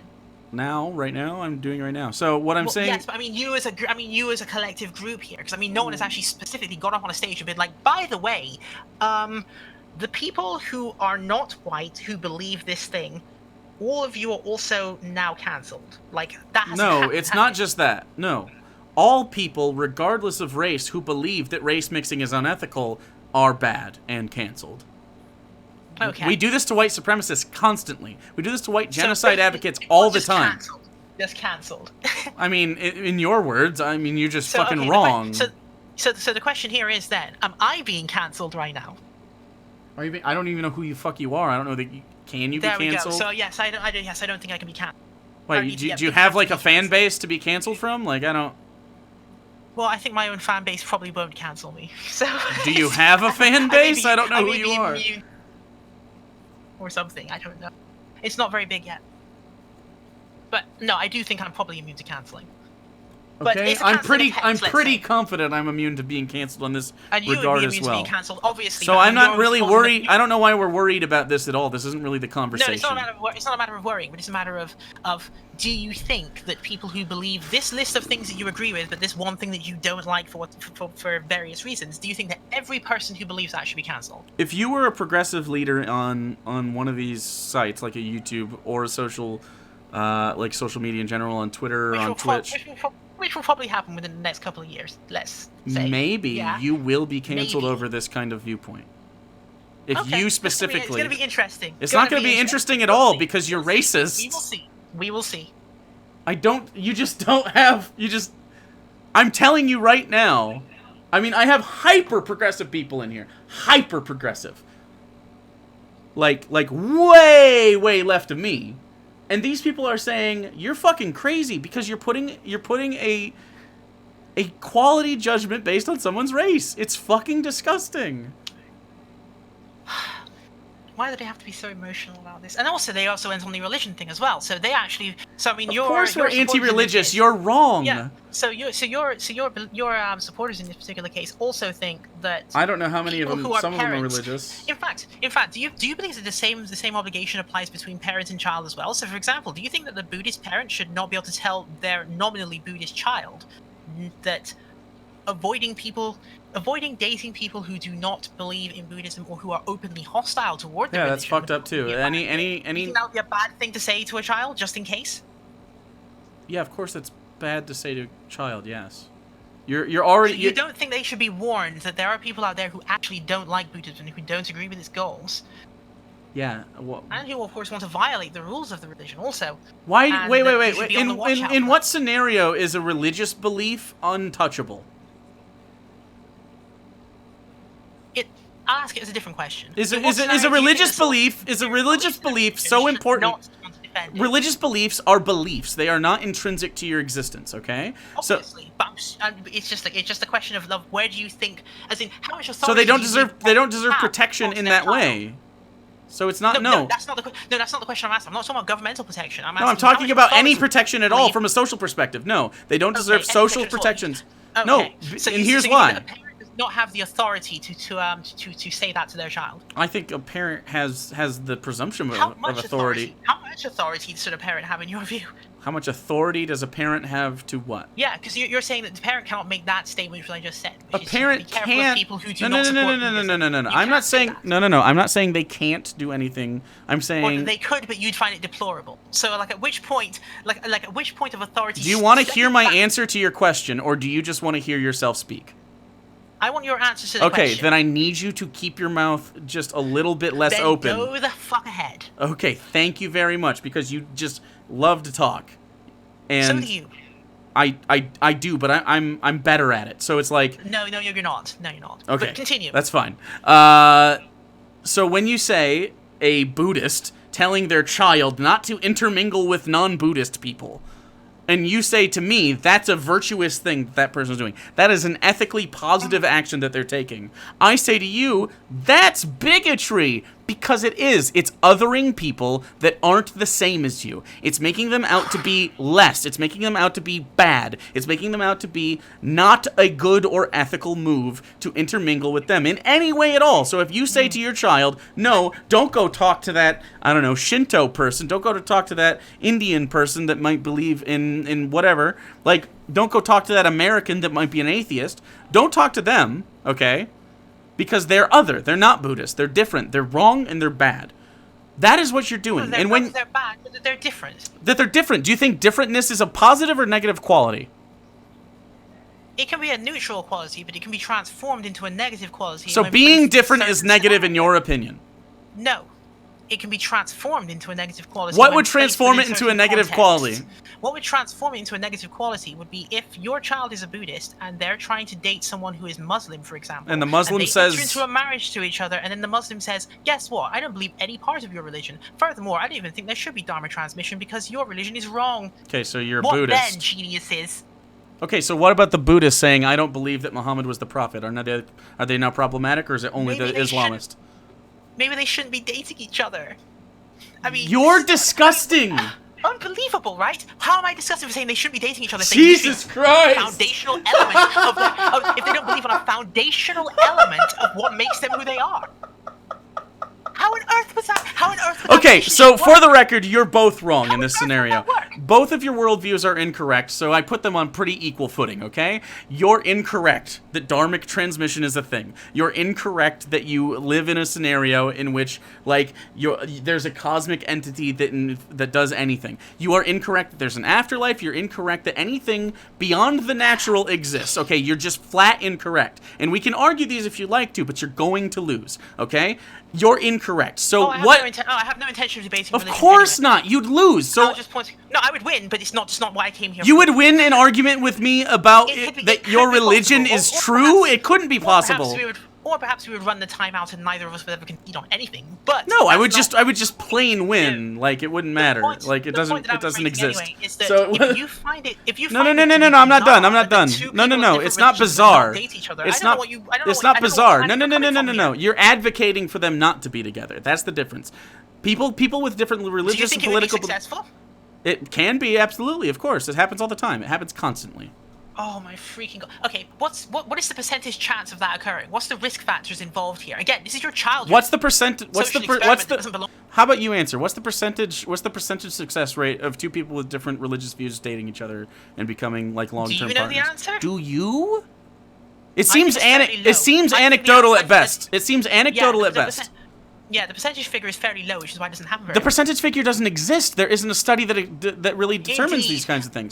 But we also don't see people doing it, and I think the reason we do see people doing it constantly, especially in the United States, where intermixing happens constantly. You're doing this thing where the exception somehow becomes this thing that's the exception. Most people in the United States are some form of religious. No, this happens. And they disagree with, and they fundamentally disagree with each other. Yes, are dating each other and then marrying each other. They date and marry all the time. Protestants and Catholics marry constantly. Muslims and non-Muslims marry all the time. People of Shinto believe marry people. It doesn't matter if you believe it. You're just fucking wrong. I don't believe it. You're a bigot. It's disgusting. Fact checks later. I don't believe it. Please do. Because that's the only problem with these debates is there's no inline fact check when people throw out these statistics that they've just made up like, oh, in America, it's literally the exact thing that I'm conveniently arguing that you should do. Really? So it looks like, what was that? 39% of married couples are intermarried. In which country? In America, successfully. I still find that difficult to believe. What are you talking about? This is a Pew Research Center. You find it difficult to believe. And so you think that the risk factors involved in that, if you say 39% of them are interreligiously I'm different, sorry. Are you saying that fundamental differences that you're talking about? Wait. Hold on, shut the fuck up. Are you saying you're talking about different Christian denominations or are you talking about fundamental differences? 6% other mixed marriages. Christian marriage is 15. Christian married to a spouse from a different Christian tradition is 15. Christian married to an unaffiliated spouse is 18%, and other mixed marriages which don't involve Christianity is 6%. Okay, so if we're talking about Christianity here, then but we're not Christians talking about marrying people who are not actually Christian are 6% then. 18%. How did you get the 18? Tell me again. I must have lost track of one of those numbers in there. Holy shit. Christians married to a spouse from a different Christian tradition make up 15% of married people. Christians married to an unaffiliated spouse make up 18% of people. Okay? Does unaffiliated in the United States mean atheist, or does it mean someone who is a Christian but doesn't have a specific denomination they belong to? It means atheist, non-religious, non-practicing, and unaffiliated, but it doesn't mean, for instance, that they come from a place like, it doesn't mean that they, like, unaffiliated does not mean, for instance, that they're in a non-denominational church. A non-denominational church would count as a Christian. So 18%, most of the intermarried Christians come from unaffiliated spouses. 6% come from other mixed marriage, which means other religions that are mixed. So hey, Bad Bunny, thank you for the raid, Bad Bunny. I love you deeply. I hope your stream is good. Well done. So yes, 18, so you're wrong. 18% is what you're talking about then. So no, I'm talking about 39%. And this is the question I want to ask you. Do you think that... No, you shifted the number again. You just said 18%. Now you 39. 18% of Christians talking married to an unaffiliated spouse. I said people intermarry all the time. Do you think a Protestant and a Catholic has the same like viewpoint? Like really? They're not fundamental. They're not fundamentally the same, but I don't think that they're different. They're very different. These things that we're talking about here. I mean, Are it you could be serious? different Protestant sects. It could be different Protestant sects. Protestant sects. These are not incredibly fundamental differences. Yes, so they are. You don't know any. Do you not know anything about Christian fundamentalism I or know what? lots about Christianity. Okay, so if you know lots about Christianity, then you would know the very, very basic differences between and extreme differences between Catholicism and Protestantism. Yes, that's why I didn't include Catholicism and Protestantism when I was But talking Catholicism about and Protestantism. differences between But different Protestant sects. But that's that what exist. 15. That's what 15% of these people are. But it's 39% And overall that we have intermarried couples that are successful. 61%. Right, but I'm eliminating but what I'm doing is I'm eliminating the ones in which the Christianity is You close enough for can't. them to have got past it. And I'm saying that when we're talking at risk factors here, what kind Wait, of risk okay, is hold being on, taken no. when you don't give people the Do appropriate you find warnings about these things? hold on, do you think there should be no warning? Do you find a risk factor in a relationship to warrant your bigotry? Wait, so you're actually against cautioning your children on any of the risk factors that exist at all, aren't you? And what? Because everything is bigotry then to you. It's Like if you say, okay, it's look out bigotry. for this because this particular thing could be disadvantageous It's- to you in a relationship. It's bigotry. By pointing No, out stop, the religion that dude. they chose, Oh even my if it's a God. religion that they chose, you think that it's bigotry to point that out. It's bigotry. It's bigotry for you. You're not just pointing something out, okay? It's bigotry for you to Really? say, yeah. You're not just pointing it out. You're not. You're pointing it out as if to say, okay, this is problematic, possibly, and you might Okay. want to consider giving that a miss because Yeah. there's a risk factor involved. Okay. They could disagree you if they wanted to, you know. Yeah. Okay. So are you gonna listen? Are you ready? Are you ready to listen? Sounds like a yes. Okay. So it's not just noticing something, just warning people. When a white person says, like, black people commit more crime, and so all black people are thugs, right? Or so it's pretty dangerous to date a black. No, listen. No. It's like it's not. It's the same thing. It's literally the same thing. And also, that would not be based on statistics that are true. Like, if they just literally make Wait, up a lie what and statistic tell is their true? child You that- just got proven then- wrong. You just got proven wrong that 39% of marriages in the United States, and this is only up to 2014. I No, the guarantee point this I is was going making up. is I was asking you what is risk factor. No Why- one's what risk factor. okay. How long do those marriages last? How long? These What are happens in those marriages? We don't actually know the answer to those questions. these what?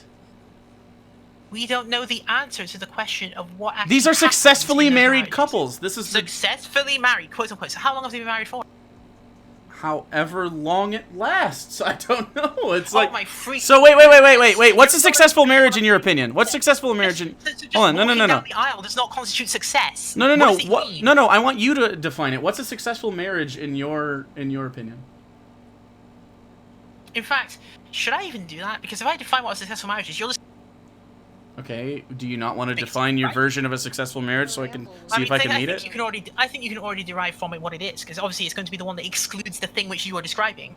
So a successful yeah, a successful marriage would, by your reckoning, be actually inherently bigoted because of the fact that, No. that obviously a successful marriage would involve furthering the culture from which the participants came. Whoa, what?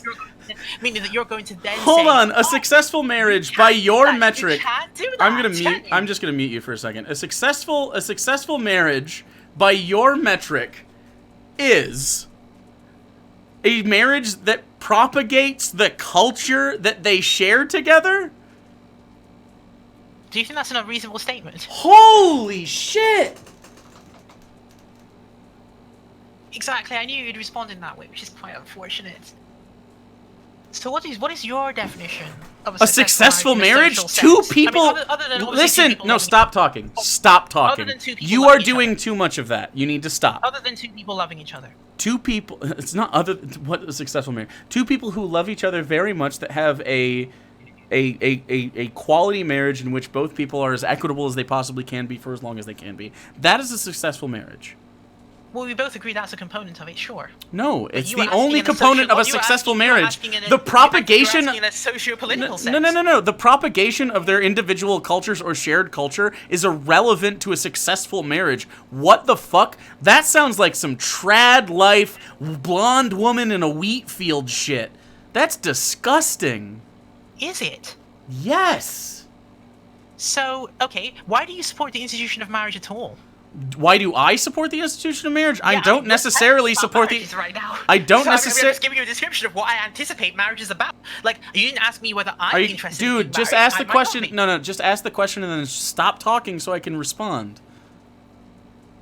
So what do I? What the question is? Do I support the institution of marriage? Not necessarily. I'm fine if you want to get married. I know that there's tax incentives in countries, but I don't think that two people necessarily need to have a contract, and especially doesn't need to be reviewed by their particular god in order to be a valid union of two people's love. No. I do find that in most countries you get tax incentives, and it makes a lot of financial sense. I don't find that it has any other use outside of that facet. There isn't a use to marriage outside of financial sense. Like, it just doesn't make any sense. Do you think there's any group, community function of why marriage ceremonies are carried out in the particular way? Wait. So I can have a ceremony with my girlfriend. We can go have a ceremony where we exchange rings. Why these things evolved in the way that they did, Why they evolved in the way they did. And bear in mind, I'm not like a traditionalist by any means. Like, you sound pretty trad life, dog. No, if people just don't want to get married, I'm totally happy with them not getting married. In some cases, I would even say that some people should give marriage a miss, right? I'm just saying that if you're going to do this thing, that's what it means, right? It's a financial institution. It's a thing that's perpetuated by our financial, like our economic structures. That's the best reason to get married, is financial. There's not like another reason to get married. So you don't think there's any valid community function involved? A valid community function? Because you could still have the ceremony without having the contract, right? Her ramble was just a gorilla. Well, the contract is supposed to... from my impression of it, the contract is supposed to be part of what makes it what it is. Not necessarily. Why can't you have two people that love each other very much, that want to celebrate that love and exchange devotion publicly for everyone to see, and then Okay, so what's the okay, and that serves okay, so what I just did was satisfy your need to include that cultural significance that you were talking about. All I did was satisfy that. What we're talking about with marriage has nothing to do with it. What you're saying is it's not good for marriage for people to marry outside of their fucking race.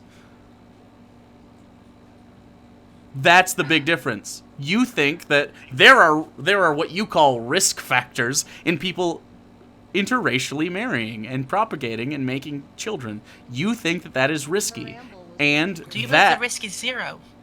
Do I believe that the risk is zero? What? In what way? I think it's as risky as any other union. Yeah, well, that would be zero. Like, if you think that there's nothing that makes it less risky. No, I don't. Behavior that could happen. I don't think that me marrying a black woman would be any more or less risky than marrying a white woman. No. Okay.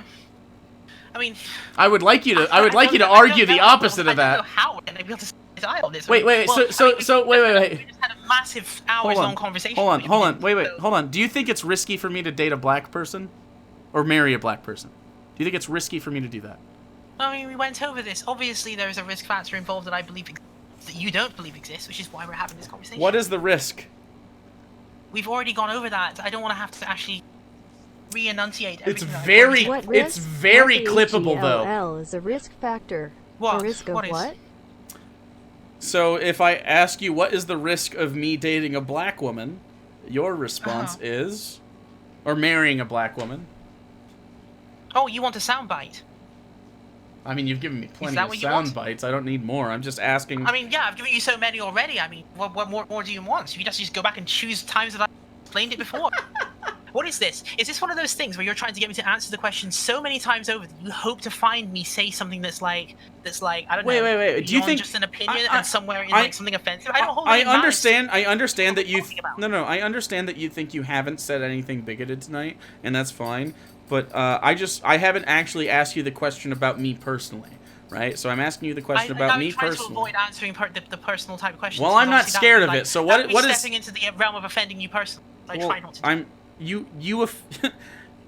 I can just so you know, your viewpoints on race mixing do offend me on a deep level. I think you are a bigot, and it's gross, and you gross me out from that standpoint. So yeah, you've already offended me. So what is the risk? just that I haven't worn it on my sleeve quite as much. I mean, you're literally just showing your fucking power level. Well, if you want to describe it using that kind of mimetic language, I don't think I've ever hidden it. Okay. Because so from what my is perspective, what I don't is think I'm actually saying anything that's evil, quote unquote. what is so I would have had sure, no reason of to course conceal not. anything. Right, of course not. So what do you? And neither does a white supremacist. So what do you think? What do you think is the risk faced if I marry a black woman? Because of course I look very white to you. Well, we discussed this earlier, which is that there are systemic factors which may or may not give you structural dominance over her, which is greater than that which would ordinarily occur. You'd also have the dissolution of communities element, which would be possibly accentuated by this. But again, this is simply one individual, so perhaps it wouldn't cause that. So again, this is why I've been trying to talk about in aggregates rather than talking about just one random person, because you don't want to pass judgment on one random person in that particular way, because then you're being awfully specific, because these things may or may not happen. Okay. But you know that they do happen over large groups. What? There's also I have a better there's also question. the risk of relationship failure and other things which may be Wait, more, wait. which may be I have- likely when it's a cross-cultural relationship. So I don't This could have. happen. Wait. Is relationship failure a valid reason to say people shouldn't intermix? Wait, are you advocating that relationship failure is a good thing? I think relationship failure is part of the human experience. Oh my goodness. Oh my goodness. Well, Wait. Do you think that relation... Wait, not do you think- have do you not think that relationships? you'd want to avoid, do you not think that you want to avoid that you avoid failures where possible? Avoid relationship failures when possible. Sure, but I'm not going to go like, Yeah. well, she's black. I guess I'm not going to date her because she looks different than me. What? So my longest relationship of my life was with an Arab girl. Do you think that that was wrong to do? How did that end? It ended in us not being together? Do you think that the only way for a relationship... How is this an argument against my point? No, because I don't... Do you date? Do you, like, have relationships with people? Why are the questions becoming personal to me now? Well, because it's personal to me. I refuse to answer personal questions because I do not want to have the What? personal. Okay, so I'm asking because if you don't date, then you wouldn't understand the benefit of having any relationships at all, even if they fail, right? So the benefit of having a relationship, even if it fails, is that you grow as a person. You decide that, like, from many different aspects, from a relationship aspect, from a cultural aspect, from a language aspect, from a socioeconomic aspect, from a sexual aspect, you determine a lot of things about yourself based on the... How many What? times do you repeat this process until you decided that you've learned? You sound like an incel right now. I don't know if you are. I'm just asking the question. It's different- How many times would you repeat that process before deciding? How many times would you date somebody and break up with somebody and date somebody else before the process is complete? How many times did you make choice? How many licks does it take to get to No. the center of a Tootsie Pop? Cut out. So here's the answer to that question. It's different for everybody. So someone might find someone that they're very, very compatible with right away, and they might not need to grow as much as a person because the person that they found very early on in their life happens to have the correct amount of whatever that person happens to need. Okay, if they're happy. What about just increasing the probability that you get it right the first time? By not I mean, I'm not dating saying somebody that- dating somebody out of your race. I'm not saying that you're going to always get it right the first time. I'm just saying that your refusal to consider that there may be risk factors in some cases is a strange It's not. way to Whoa. approach something. No one is saying that, like, if I date someone from like Japan, we're not gonna have cultural differences that might make our relationship super hard, right?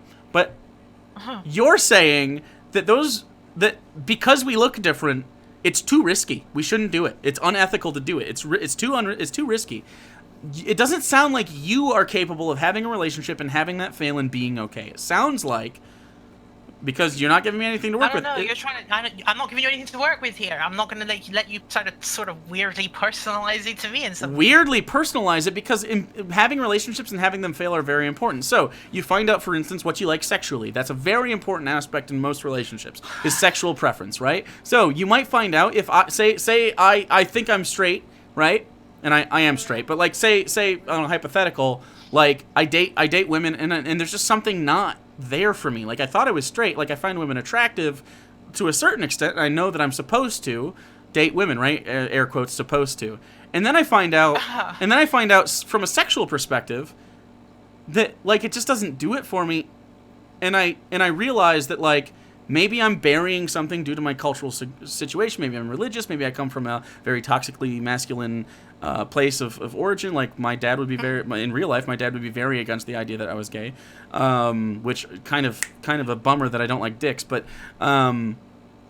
maybe I find out through dating that, like, oh, I like this particular thing. Or maybe I find out that maybe I like to be submissive or more dominant, or maybe I like to be more switch, or maybe I like to, maybe I like feet, and so I need to find someone that also likes their feet being fetishized. Like, maybe I find out that like, maybe I prefer people with certain cultural backgrounds, right? Maybe it's not someone that looks like me. Maybe I more personally identify with someone from more of a Hispanic background, because maybe I like that more. Like, Hispanic people tend to have a more familial connection. They tend to have generational living situations. They tend to cook together and eat together and spend more time together, just as a cultural thing. Maybe I identify with that more than I identify with eating on the couch alone. Maybe I identify more with black culture. Maybe I identify more with someone that's super, super feminine, or someone that's super, super masculine but still identifies as a woman. Like, these are all aspects of your being, that and your sexuality and your expression and just the person that you are, that you learn by dating people and having failures, and that's okay.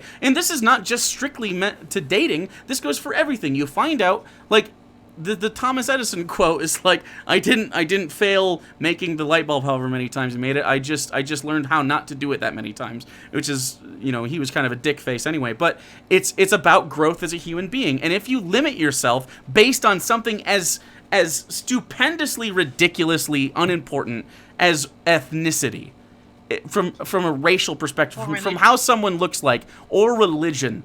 If you cut someone out of your life based on these things, and you don't want to intermix, in your words, with them based on those things, you're a bigot.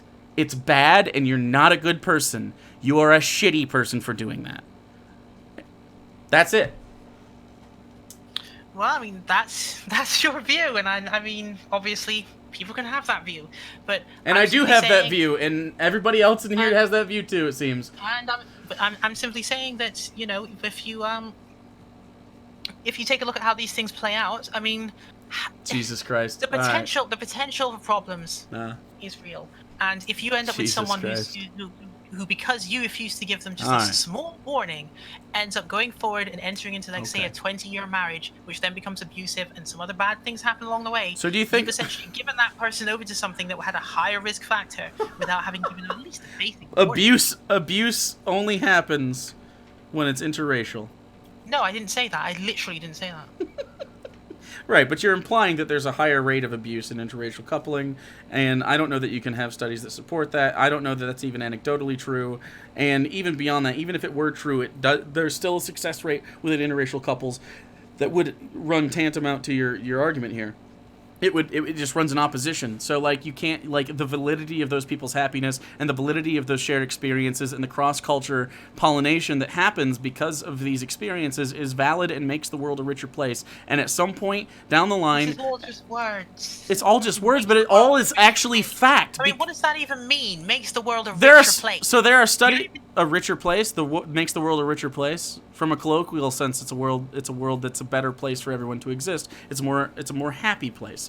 It's not like an economic statement or anything. It may be that's how it translates, but I doubt it. So the way that we're talking here right now is that, like, there are studies that show that if you have children that are exposed to other races, they are less likely to be bigoted and are more likely to have happy and productive lives. The same thing will occur But you see similar studies in places where there's racial homogeneity. They have, like you mentioned, Denmark before. They have a lot of success because of homogeneity. So you can get success from both sides of the spectrum. You can get success, and America is a great example of a ridiculous amount of success, even from an economic standpoint. From a cultural standpoint, we lead the world in culture. Mostly, it's black culture, and that spreads all throughout. Now we have tons of people that aren't black that also take facets of black culture. Elvis is a great example. Different rappers and stuff are a great example. The way we dress, the way we eat, the way we talk to one another.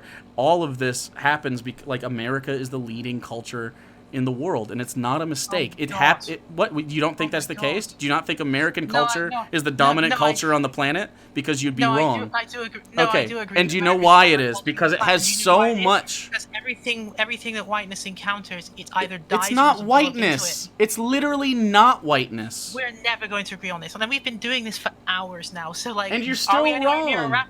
Are we anywhere near a wrap up? And I am there are happy still to. I also am points- happy there to are wrap also up with points you that at we any didn't point. address. You can leave. There are also points that we didn't address. You can leave wherever you want.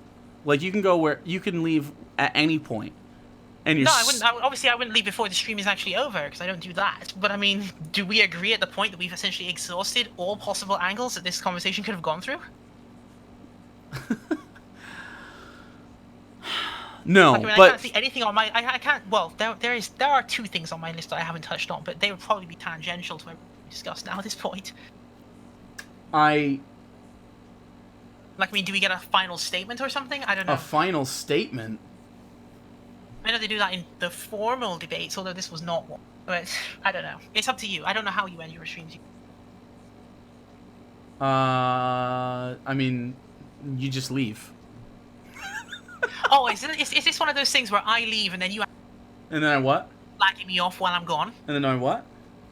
And then you stay on for another 15 minutes slagging me off while I'm gone? Is that how this goes? Slagging you. I assume that means like talking shit. I don't know what that means. Yes, it does. I mean, we're probably gonna bring in viewers and talk to them about their experiences. You might as well do that with me here then, so I can respond to them. If Yeah, they're but gonna say we mean do that things, in which we do they're that in my probably going to. Discord, and I don't want you in my Discord. Oh, fair enough. Yeah. Yeah. I mean, if you want to have a word and then hang up, that's absolutely fine. Right. Well, I mean, I pretty much said everything that could be said, but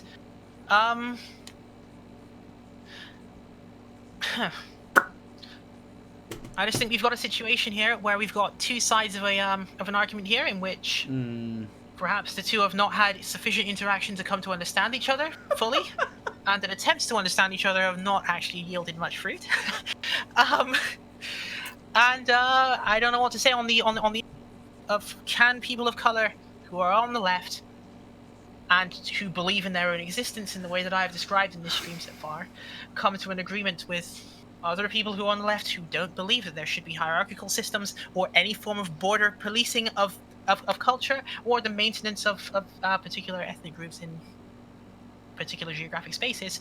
I don't know whether there's ever going to be like an eye to eye on this where, you know, both sides or one side will say, aha, I finally understand why you feel the way that you do about this and why you're doing what you have done.